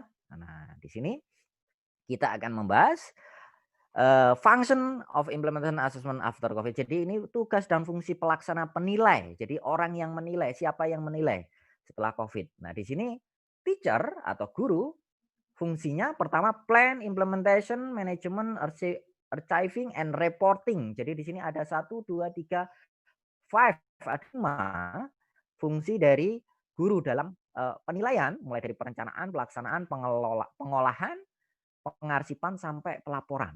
Ini pada saat COVID maupun setelah COVID sama ya, intinya fungsinya sama. Yang berbeda pada saat COVID adalah di orang tua. Nah, dari orang tua ini pelaksana. Pelaksana ini implementation-nya seperti apa, pelaksanaan seperti apa, fungsinya orang tua dan guru dalam pada saat COVID seperti apa, kita akan bahas satu persatu. Oke, ini perencanaan, plan of assessment. Jadi kita perencanaan full ini harus dari guru ya. Pertama, determine basic competence and formulate activities. Jadi di sini kita menentukan kompetensi dasar, indikator KI, KD-nya harus sudah dirumuskan. Nanti ada mulai dari protap, promes, RPPH, laporan bulanan itu sudah memang harus sebelum pelaksanaan pembelajaran memang sudah TK-TK sudah menyiapkan. Nah, itu sudah antara waktunya, alat kriterianya yang dipakai, entah itu menggunakan catatan anekdot harian, menggunakan hasil karya, interview, itu sudah harus dipersiapkan di awal. Yang kedua, menentukan waktu dan waktu yang tepat dan tempat yang terbaik. Ini apa ini? Supaya apa? Seluruh aspek perkembangan itu semuanya tercover, ternilai. Jadi kita harus benar-benar membagi untuk bulan ini aspek mana, bulan ini aspek mana, bulan ini, sehingga selama 1 semester seluruh aspek sudah dapat ternilai dengan baik. Oke.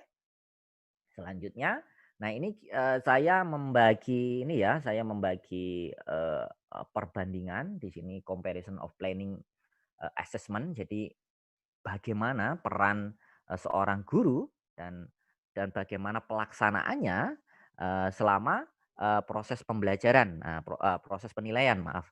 Nah, proses penilaian di sini ada beberapa hal yang harus saya bahas. Pertama, berkaitan dengan aktivitasnya. Jadi aktivitas pembelajarannya seperti apa, aktivitas penilaiannya seperti apa, description, nanti before after COVID, apa yang harus kita lakukan dan keterangannya seperti apa. Jadi di sini pertama, determine basic competence saya sudah bahas tadi, ada 3 masing-masing. Pertama yang harus kita lakukan adalah develop RPPH and determine the aspect of development that will be assessed by STTPA. Jadi menyusun RPPH dan menetapkan dahulu aspek perkembangan yang dinilai melalui STTPA.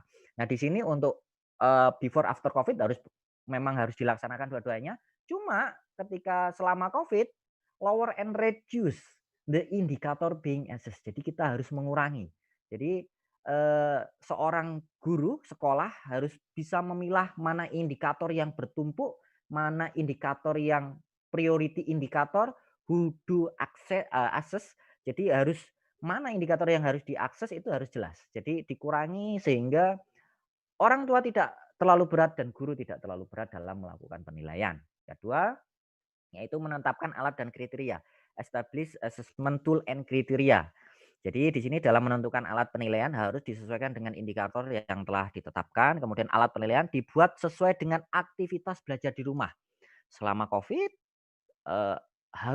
alat penilaian itu harus tidak memberatkan orang tua dan guru, namun tetap mengacu pada indikator. Dan minimal indikator yang tidak terlalu penting dipilah-pilah sehingga bisa dilaksanakan secara komplit 6 aspek semuanya masuk gitu ya. Kemudian menentukan waktu yang paling tepat. Jadi kalau selama sebelum COVID kita enak di sekolah punya waktu yang jelas, waktu yang enak. Tapi kalau selama COVID, nah kita enggak punya. Jadi waktu yang tepat adalah flexible according to parent time and home activity that can be used with learning. Jadi istilahnya disesuaikan dengan aktivitas orang tua ya. Jadi orang tuanya kapan, yang penting hari ini ada laporan, atau mungkin hari ini nggak bisa laporan, besok didobel laporannya, kemudian dalam 1 minggu dilaporkan secara direkap secara bersama-sama. Oke, selanjutnya, nah di sini ini alat ya, pelaksanaannya apa saja. Nah, I will describe the implementation of assessment. Ada 5, interview, observation, formative assessment, performance, and growth and medical check atau medical record. Di sini ada kalau untuk anak usia dini ada medical record ya. Jadi medical recordnya apa saja nanti kita akan bahas. Yang pertama, ini yang wajib ya. Yang wajib selama itu ada ada observation. Nah, observation ini memang wajib. Daily note, ada catatan harian, ada anekdot, ada saya akan mempercepat ya.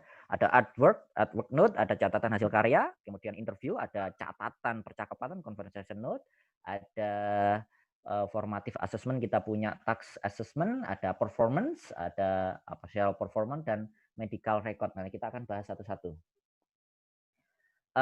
Comparison implementation of assessment, di sini kita akan membandingkan bagaimana membuat daily note atau catatan harian sebelum dan setelah COVID. Nah, ini harus diperhatikan ya bagi para guru PAUD atau TK tentang cara membuat daily note.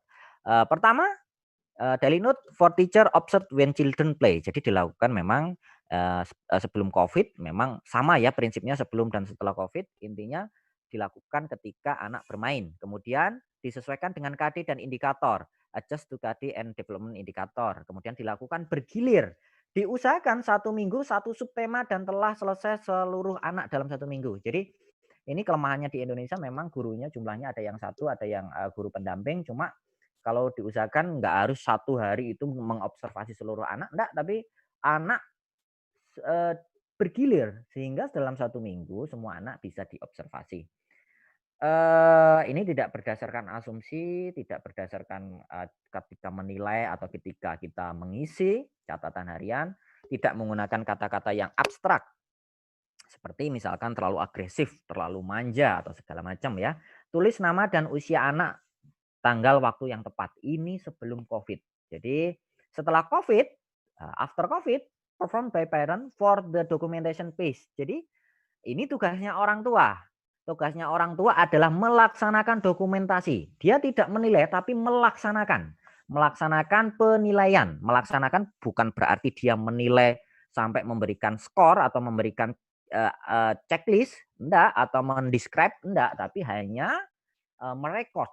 Tugasnya adalah perform by parent for the documentation phase. Foto, video, during play activities dilakukan oleh orang tua untuk tahap dokumentasi. Penilaian untuk menentukan KD dan indikator tetap dilakukan oleh guru.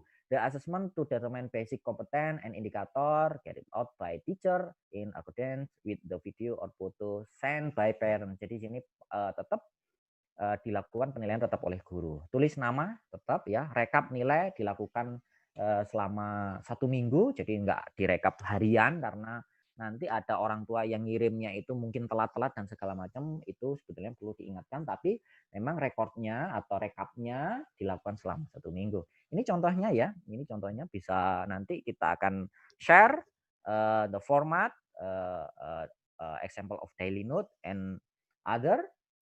Is no problem. I will skip. Next is anekdot atau disebut dengan catatan anekdot. Nah, catatan anekdot bedanya sama catatan harian apa? Kalau catatan anekdot lebih ke insidental, sesuatu yang penting, sesuatu yang muncul secara tiba-tiba tapi itu bermakna. Untuk menilai apa?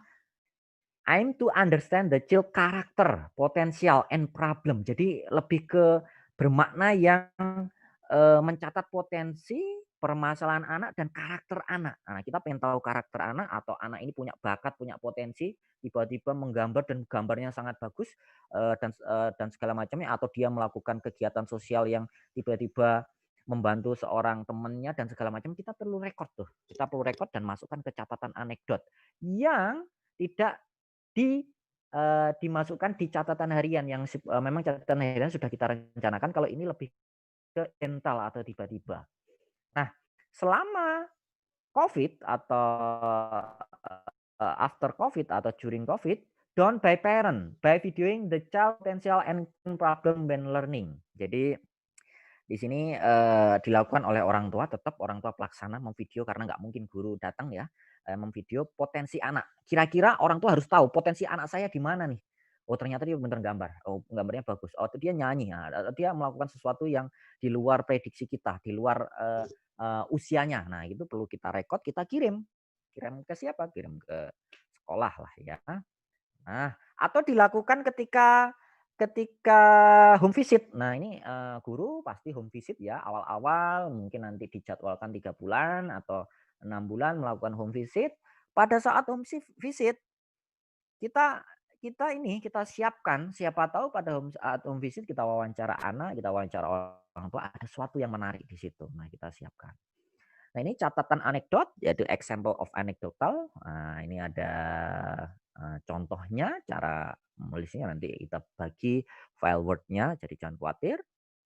Kemudian ini setelah dicatat kita rekap, masukkan ke indikator. Nah, masukkan ke indikator, masukkan ke KD, cocoknya mana ya yang telah saya catat tadi. Jadi kalau masukkan ke indikator untuk rekapnya nggak harus saat itu, tapi kalau mencatatnya harus saat itu supaya nggak lupa. Oke, ini untuk catatan hasil karya. Catatan hasil karya ini note of at work, write and describing the result of children work after carrying out activity can be in handwork, artwork, or display of the child. Jadi di sini fokusnya ke pekerjaan yang seni ya, artwork atau karya, entah itu nanti lukisan, entah itu nanti bermain dan segala macam. Nah, itu kita masukkan ke catatan karya atau catatan hasil karya. Ini sudah sering.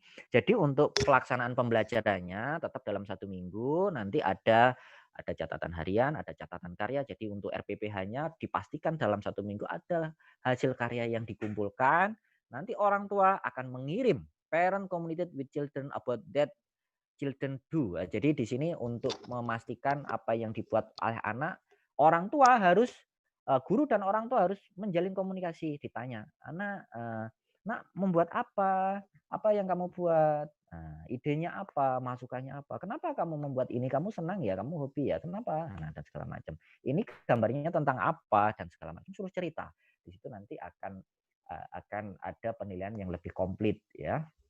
Oke, kita nanti bisa dibaca sendiri. Next, ini contohnya artwork ya, contoh artwork, how to assess of artwork. Kemudian interview. Nah, kalau tadi kita sudah bahas observation, number 2 is interview. Interview before COVID, the teacher do interview to get information about the child knowledge and understanding. Jadi kalau tadi observasi itu melihat. Melihat. Kalau interview berkomunikasi, mewawancarai. Nah, jadi interview itu mewawancarai. Nah, interview itu lebih ke melihat. Kalau anak pendiam, anak itu sukar mengungkapkan ide kita, maka kita akan pancing dengan interview ini. Siapa tahu sudah paham tapi dia tidak mau berkomunikasi dan segala macam, maka tugas guru adalah melakukan interview. Interview selama COVID maka dilakukan oleh parent question and answer, make question with children. The teacher task is make interview conversation note from the video assess related to children knowledge and understanding. Jadi di sini tugas guru memang menilai dari hasil interview yang dilakukan oleh anak tersebut, anak dan orang tua. Nah, selanjutnya ini format interview ya. Jadi format interviewnya dapat dilihat. Ini contoh format interviewnya. Dan ada libur. Number next implementation of assessment, ini ke formative assessment. Jadi penugasan, fokus ke penugasan. Libur kecuali kalau pendiknya tenaga. I'm sorry, Mr. Yudha. Oke, no problem. Formative assessment lebih fokus kepada apa? Ini lebih fokus ke project, percobaan. Jadi penugasan, tugas yang berupa project, can be project or an eksperimen. Jadi for example planting flower, making from play-doh atau plasticine, like that ya. Jadi kita fokuskan, kalau tadi daily activity lebih ke catatan sehari-hari, kemudian anekdot yang suatu yang penting saja, yang bermakna, berkaitan dengan karakter, potensi dan masalah. Kemudian art lebih ke seni yang dihasilkan. Kalau ini lebih ke project dan experience. Jadi lebih ke project dan experience. Tetap harus ada, walaupun kita tidak memaksa untuk yang project ini, karena project ini biasanya lebih ke grup ya. Jadi project bersama, walaupun bisa dibuat individu tapi lebih ke project bersama. Sehingga memungkinkan, masih memungkinkan, cuma nanti project individu ya, tapi mungkin akan kerjasama dengan orang tua selama COVID. Tapi kalaupun tidak dilakukan tidak apa-apa, ini bisa di skip untuk penugasan yang bersifatnya project ya untuk anak usia dini ya, untuk TK. Kemudian ini contohnya ya, kalau selama pandemi, selama sebelum COVID kita bisa menanam dan segala macam. Nah, ini ada indikator tugasnya dan lain-lain. Dan ini unjuk kerja. Unjuk kerja lebih ke mana? Nah, performance assessment fokus on penampilan. Jadi performer memang penampilan, yaitu menyanyi, olahraga, menari, bentuknya kelihatan, tampilannya anak-anak kelihatan. Harus ada, memang harus ada, selama COVID pun harus ada untuk menampilkan bakat-bakat mereka dalam bentuk penampilan ya. Di sini record performance activity. Jadi tugasnya orang tua adalah merekam aktivitas, guru tetap melakukan penilaian. Orang tua boleh nggak melakukan penilaian? Nggak boleh, nanti subjektif. Pasti hasilnya anaknya pinter semua, tugasnya bagus semua. Nah, kayak gitu ya. Itulah. Nah, ini contohnya ya, contohnya untuk performance. Ini kayaknya waktu saya sudah hampir habis nih. Lanjut. Next is growth and health check. Ini tetap harus kalau tadi masalah perkembangan, ini masalah pertumbuhan dan kesehatan ya. Ini pertama measure the child growth such as weight, height, and head circumference. Di sini kita jelaskan ukuran pertumbuhan seperti berat badan, tinggi badan, lingkar kepala dan lain-lain ya. Catatan imunisasi ini di posyandu sudah ada, untuk anak usia dini pasti ada catatannya. Kalau di posyandu tidak ada, nanti di sekolah pasti ada jadwal untuk imunisasi. Kemudian ada catatan frekuensi sakit dalam satu semester, berapa kali sakit. Ada sakit yang berat enggak? Itu biasanya diwawancara sebelum masuk sekolah. Nah, itu wajib diwawancara. Wajib diketahui jika terjadi apa-apa sama anak. Jadi guru bisa antisipasi nanti ya. Wajib ditanyakan sebelum masuk sekolah, anak ini punya penyakit bawaan enggak, punya penyakit berat enggak. Ini wawancara waktu awal ketemu orang tua ya. Nah, selama COVID bagaimana? Pertama, tetap ukuran. Nah, ini tetap harus diukur ya. Para orang tua ini harus tetap mengukur tinggi badan, berat badan, lingkar kepala harus diukur. Biasanya diukur lewat posyandu juga enggak masalah, tapi kalau lebih sering diukur juga lebih bagus kan gitu ya. Cek suhu tubuh anak. Beli termometer murah itu 17.000. Kemudian note symptom of shock, sore throat dan disease ya, macam-macam ya. Istilahnya untuk mengenali ini COVID enggak sih kan gitu ya, kita antisipasi aja. Tapi kalau kita enggak kemana-mana ya kita insya Allah aman lah ya. Kalau tadi prosesnya, perencanaan proses, sekarang adalah pengolahan. Nah, pengolahan penilaian ini memang panjang ya, ini memang panjang, cuma saya akan persingkat saja dengan menggunakan bahasa Indonesia campur ya, bilingual, mayoritas bahasa Indonesia, bahasa Indonesia aja lah ya, daripada enggak selesai. Penggabungan data yang terkumpul. Jadi dari observasi, wawancara, performance, anekdot dikumpulkan jadi satu, disesuaikan, direkap. Nah, seperti itu ya kompilasinya. Kemudian dihubungkan dengan KIKD-nya. Oh, ini sudah, ini kurang, makanya dicentang-centang-centang. Nah, kita sudah ketahui centang-centangnya itu ada 4 ya, BB, MB, BSH, BSB. Ini sudah paham lah guru-guru ya. Nah, kemudian ini memportofolio atau menyimpan, nah, ini mengarsipkan. Nah, ini penting banget karena kadang-kadang untuk sekolah-sekolah tertentu ya, enggak semua sekolah ya, kadang-kadang data berantakan, datanya ini diusahakan ini rapi Bu ya, untuk nanti untuk apa namanya, macam-macam ya, ini penting untuk akreditasi dan macam-macam. Nah, semua data penilaian anak baik berupa checklist, catatan anekdot semuanya dikumpulkan dalam berkas. Namanya portofolio kan gitu ya. Dan diurutkan berdasarkan data. Nah, bisa nanti portofolio yang dikembangkan ditulis, dikasih foto, ini contohnya portofolio enggak ada. Nah, nanti ada saya contohnya nanti saya kirimkan ya. Kemudian reporting assessment result, pelaporan. Jadi reporting is an activity to convey and communicate the result of teacher assessment about of the student. Nah, ini of children ya, bukan student ya, anak ya, fokus ke anak. Pertama, report etik atau etika, report etik ya, laporan anak. Gimana cara melaporkan atau etika dalam melaporkan? Satu, dilakukan dengan tatap muka, harus tatap muka langsung. Walaupun COVID nanti diusahakan ya tatap mukanya by phone atau by apa boleh, tapi lebih baik tatap muka karena nanti lebih personal, lebih memahami. Terdapat komunikasi dan didiskusi ini aktivitasnya apa. Jadi bisa diskusi kelebihan anak, kekurangan anak, sehingga ini kita bisa memberikan saran, suggest-nya bagus banget nanti untuk orang tua. Dan tetap selalu privasinya dijaga. Nah, privasi anak ini dijaga ya.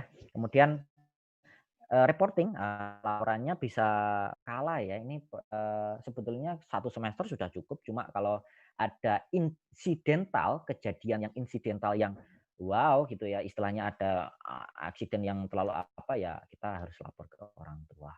Kemudian waktu pelaporannya itu tadi ya ada bulanan, harian dan segala macam.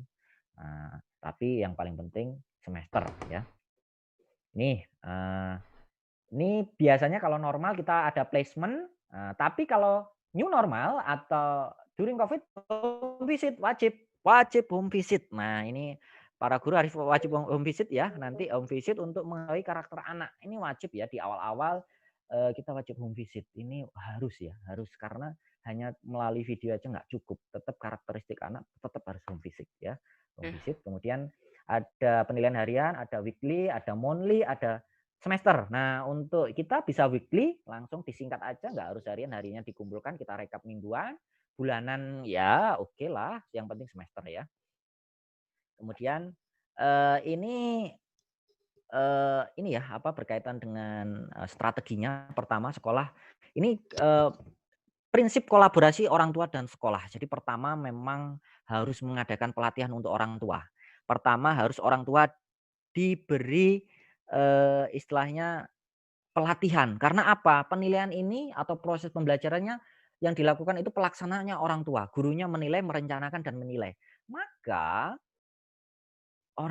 sekolah harus mengadakan pelatihan, wajib ini Bu. Karena apa? Ketika ini nanti orang tua akan malas, akan sambat, akan istilahnya sambat itu apa ya?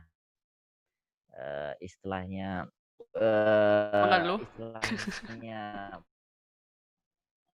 dan segala macam kayak mengeluh lah. Nah, ini untuk menghindari hal-hal semacam itu disadarkan dulu, dikasih tahu dulu melalui pelatihan awal-awal bagaimana pembelajaran itu. Nah, ini jarang dilakukan ya, tapi ini wajib dilakukan. Kemudian baru ditindaklanjuti menggunakan WA line atau group discussion, school from discussion group via WA line dan sebagainya untuk bagaimana sih cara pelaksanaan penilaian. Kemudian yang terakhir adalah memberikan feedback atau chat personal ketika ada masalah yang tidak harus dibagikan di grup gitu ya. Itu cara mengkomunikasikan cara penilaian antara kolaborasi dan kooperatif antara orang tua. Nah, di sini permasalahan yang timbul, permasalahan apa dalam penilaian? Pertama, saya bahasa kurang detailnya penilaian oleh guru. Nah, ini memang masalahnya maru Indonesia, nggak detail, catatannya morat-marit, kemudian penilaian online masih belum bisa maksimal karena apa? Kepemilikan tool atau alat ini masih kurang ya. Ownership of cell phone of credit from student parent is very low, nggak punya ya, istilahnya seperti itu. Nah, sebabnya apa? Saya pindahkan dulu ini, saya nggak kelihatan. Penyebabnya apa? Penyebabnya ya macam-macam. Nah, penyebabnya macam-macam. Pertama, penyebabnya adalah rasio antara jumlah guru dan siswa. Gurunya cuma sedikit, siswanya banyak sekali. Penilaian harian nggak akan sampai gitu loh, nggak akan tercatat. Dan ini masalah di Indonesia. Kalau di luar negeri mungkin rasionya 1:8. Kalau di Indonesia 1:15. Bayangkan satu orang guru menilai 15 orang siswa, gimana kan gitu ya. Nah, ini bukan masalah satu sekolah tapi semua sekolah. Kemudian ini ya, solusinya seperti apa ketika kita tahu seperti ini? Menambah jumlah guru sesuai dengan rasio yang ideal. Tapi ya mungkin solusinya tetap semuanya solusinya di anggaran ya. Karena apa? Semua itu ini sudah ada korelasi bahwa semakin tinggi anggaran maka kualitas pendidikan semakin tinggi. Semakin tinggi penelitian, jumlah anggaran untuk penelitian, untuk pelaksanaan pendidikan, untuk segala macam korelasi positif terhadap kualitas pendidikan, maka solusi masalah utamanya kita sih semuanya Can you hear me? Okay. Actually, your Finish. time is finished. It's out Uh-huh. of time. Maybe we can Okay, discuss okay, it in okay. the discussion Okay, session. okay, okay. Thank you. Okay. But Okay. Okay, thank you, I thank hope you. that every participant can gain lots of the knowledge. Actually, that was very informative, Mr. Yudha, that have been sharing to all of us. Okay. But you can still join with us, okay? Maybe we can jump into the Okay. Q&A session. Still on hold, okay, Miss Anwar? Unmute yourself, maybe. Okay, actually there are several questions, but I will choose a little bit maybe in a highlight questions. Actually, maybe it is from Miss Muhammad Izar Safawi. Okay, but thank you again, yeah, Miss Yani, Miss Anwar, and Mr. Yudha. Okay. Is it online test or online examination? Is it effective or not? Actually, we can see that lots of the students actually they can open their book or just ask the parents about the answer. So how can we measure the validity of the online examination? Maybe Miss Anwar first. That one is answer this because you Oh. actually your face is waiting to answer it. Okay. No, to be honest, this is difficult question because Okay.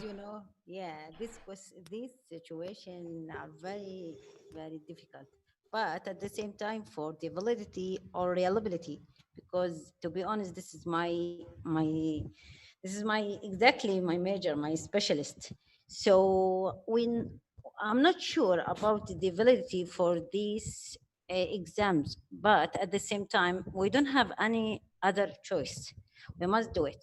But maybe also this is depend on the teachers or the students how they can deal with these exams. I'm sorry. Okay. I don't know why when you talk. Unmute, please. There is a participant. Anwar, okay, again. I'm so sorry. No, it's okay. I mean, this is depend on the teachers or the students, how they deal with these exams and they care about them. If you are careless or I want to take this exam, they don't care about the results, they will be careless anywhere. But for the validity for the exams, I'm not sure it will be like a real world. This is just virtual. Maybe they can cheating. Yeah. Yes, if they can cheating, this will be not reliability or the validity. But this is just the choice that we have. So complete.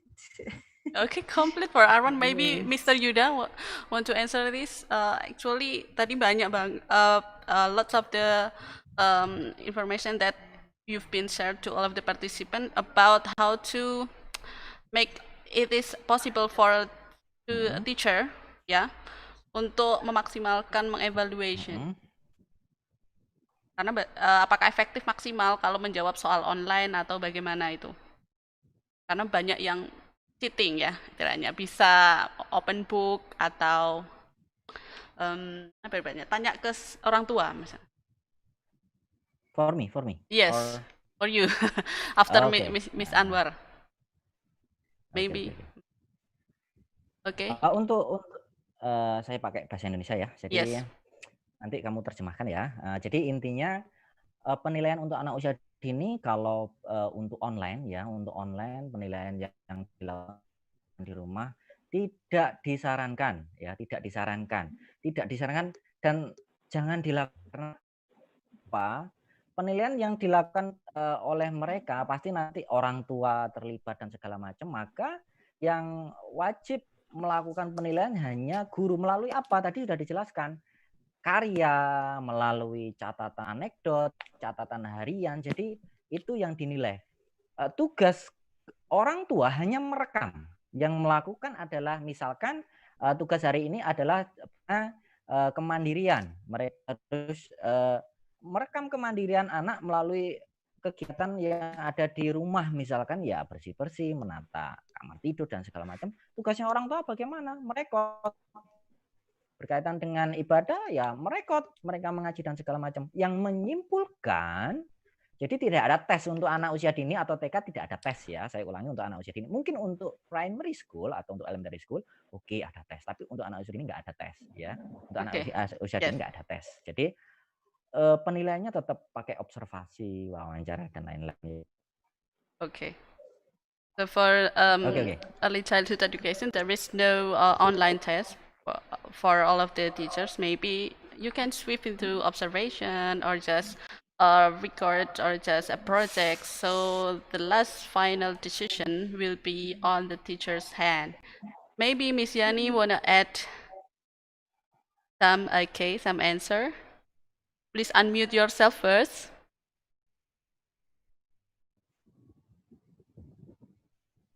No, actually.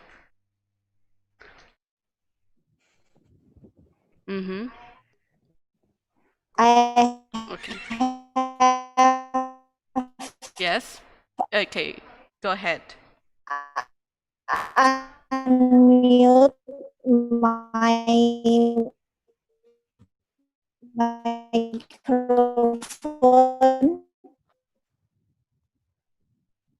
Okay, there is a technical problems with her. Mm-hmm.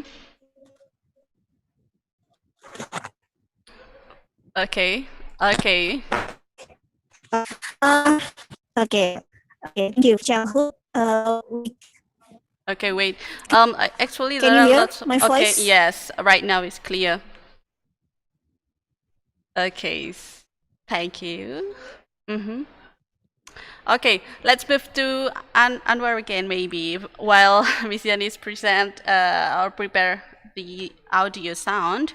Actually, we are running out of time, but I want to make sure that you can give us a brief highlight about the online or just like online examination, or how can we reach like attitude or just skills to all of the primary schools or just primary school students actually in this COVID era. How can teachers briefly easily can easily gather the data about their students? Test.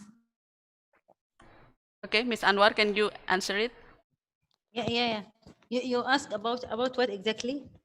About the skills and attitudes that teachers can gather in COVID era. Yes. How can we measure that? Mm-hmm. Yeah, they can measure for you mean for online test. Yeah, it will be easy for them. Maybe they can do a questionnaire Test. maybe, or some hello. Hello, yes, okay, continue. Hello. Please. Yes, they can do online exams or questionnaire like this. Maybe they can use another option to do the exams online, but this will be so difficult if face to face. Every student will take a session alone. So they have multi purpose. They can take the online test or online exams, but the most important thing, they must check about how the students take information or understanding the material in a good way, because really some students now, they don't just depend on the test or the exams.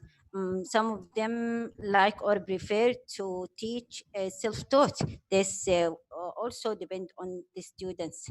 So I know this is very difficult, but the teachers must cope with the situation to take the students online exam, or maybe some assignments, or to do experimental things, like to do a project. So also this depends on the age, if they was in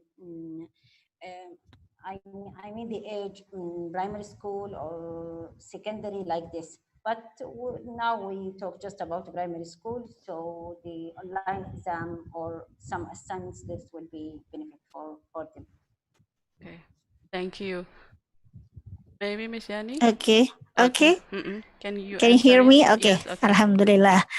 I think I'm agree with Mr. Yuda that in early childhood education we cannot use tests for assessment.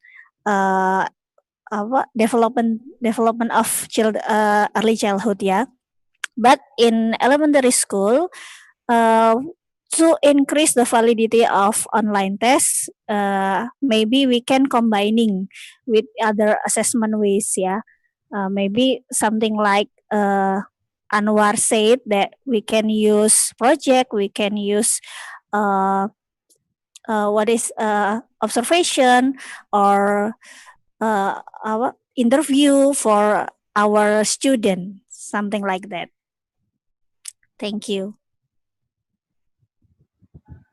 Yeah, maybe we have in the last session, I guess. But thank you again, Mr. Yuda, Miss Anwar. Ini ada pertanyaan banyak nih. Saya Yes. bisa menjawab bentar aja. Okay, but yeah, maybe just 1 or 2 minutes, maybe Mr. Yuda, because we are running out of Ini saya time. ringkes ya. Okay, Pertama, great. pertanyaan dari Dwi Indrawati berkaitan dengan bagaimana jika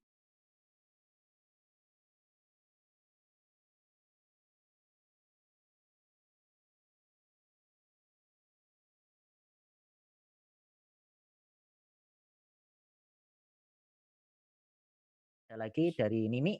Yes. Ini There are- bagaimana cara menilai anak yang malu melakukan kegiatan ya. Jadi saya bahas satu-satu tapi berkaitan dengan Okay, maybe Mr. Yuda, may I interrupt you again? Maybe we can share the answer using a WhatsApp group, maybe. Because Or maybe, Miss Yeah. Selfi, Yes. also we already put it our emails. Maybe Mhm. they can text us or using a yes, chat box, yeah. Actually, yeah, you've already sent the answer using chat Yeah. box. Maybe Mr. Yuda also you can use that because actually our time is and right now I don't know. I'm sorry. 5 menit Again. nggak bisa? 5 menit? 5 menit? Okay. 3 minute. 3 minutes maybe, yeah. Okay. Oke. Yang pertama untuk menilai ini ya karakter ya, menilai karakter pastinya harus home visit karena penilaian karakter itu nggak bisa selain home visit ya, karena karakter harus ketemu langsung, wawancara kepada orang tua, home visit, ketemu anak, itulah bagaimana menilai karakter. Kemudian bagaimana jika orang tua itu bekerja, makanya tadi untuk kita nggak memberatkan untuk orang tua, rekapnya harus memang 1 minggu. Jika orang tua tidak bisa melakukan daily report, istilahnya daily note, maka bisa direkap malam hari mungkin aktivitasnya dilaporkan, pokoknya intinya selama minimal 3 hari sekali dia harus melaporkan sehingga bisa direkap selama 1 minggu. Kemudian bagaimana cara anak supaya tidak malu, makanya tadi ada yang disebut dengan penilaian dengan metode wawancara. Jadi wawancara ini bisa menggali pemahaman, pengetahuan yang dimiliki oleh anak supaya anak, dan ini harus interpersonal communication. Jadi kita kedekatan interpersonal dengan anak sehingga anak mau bercerita terbuka dengan kita. Itu mungkin itu aja ya. Yeah. Jadi hanya. Thank you so much. Actually, Mr. Yuda have already highlighted the answer. Actually, there are lots of questions, but unfortunately, we have running out of time. So maybe I would like to thank you again with all of the participants and Mr. Yuda, and thank you to Anwar and Miss Yani. I hope that you can gain lots of the knowledge actually for all the participants and insight from this webinar. And may I add information again? Actually, we have our next conference, actually ECPE, Educational Early Childhood and Primary Education Conference that will be held in October. Actually, this this conference publications will be published in Web of Science. And I hope that you can gain lots of the knowledge from all of the webinar series from 1 to 4th. Actually, this is the last. Well, I hope this is the end of this webinar, ladies and gentlemen. Okay, may I say thank you again for joining this webinar. I hope you enjoyed the programs, and we hope to see you again in our last webinar in Friday. Okay, thank you. Wassalam. Assalamualaikum warahmatullahi wabarakatuh. This is the last session, and I hope you enjoyed this webinar. Thanks, Mr. Thank you, Mana. Mana. Thank Thank you, you, Mr. thank Yuda. you. Thank Thank you. you. Have a good day, Thank you everyone. of you all.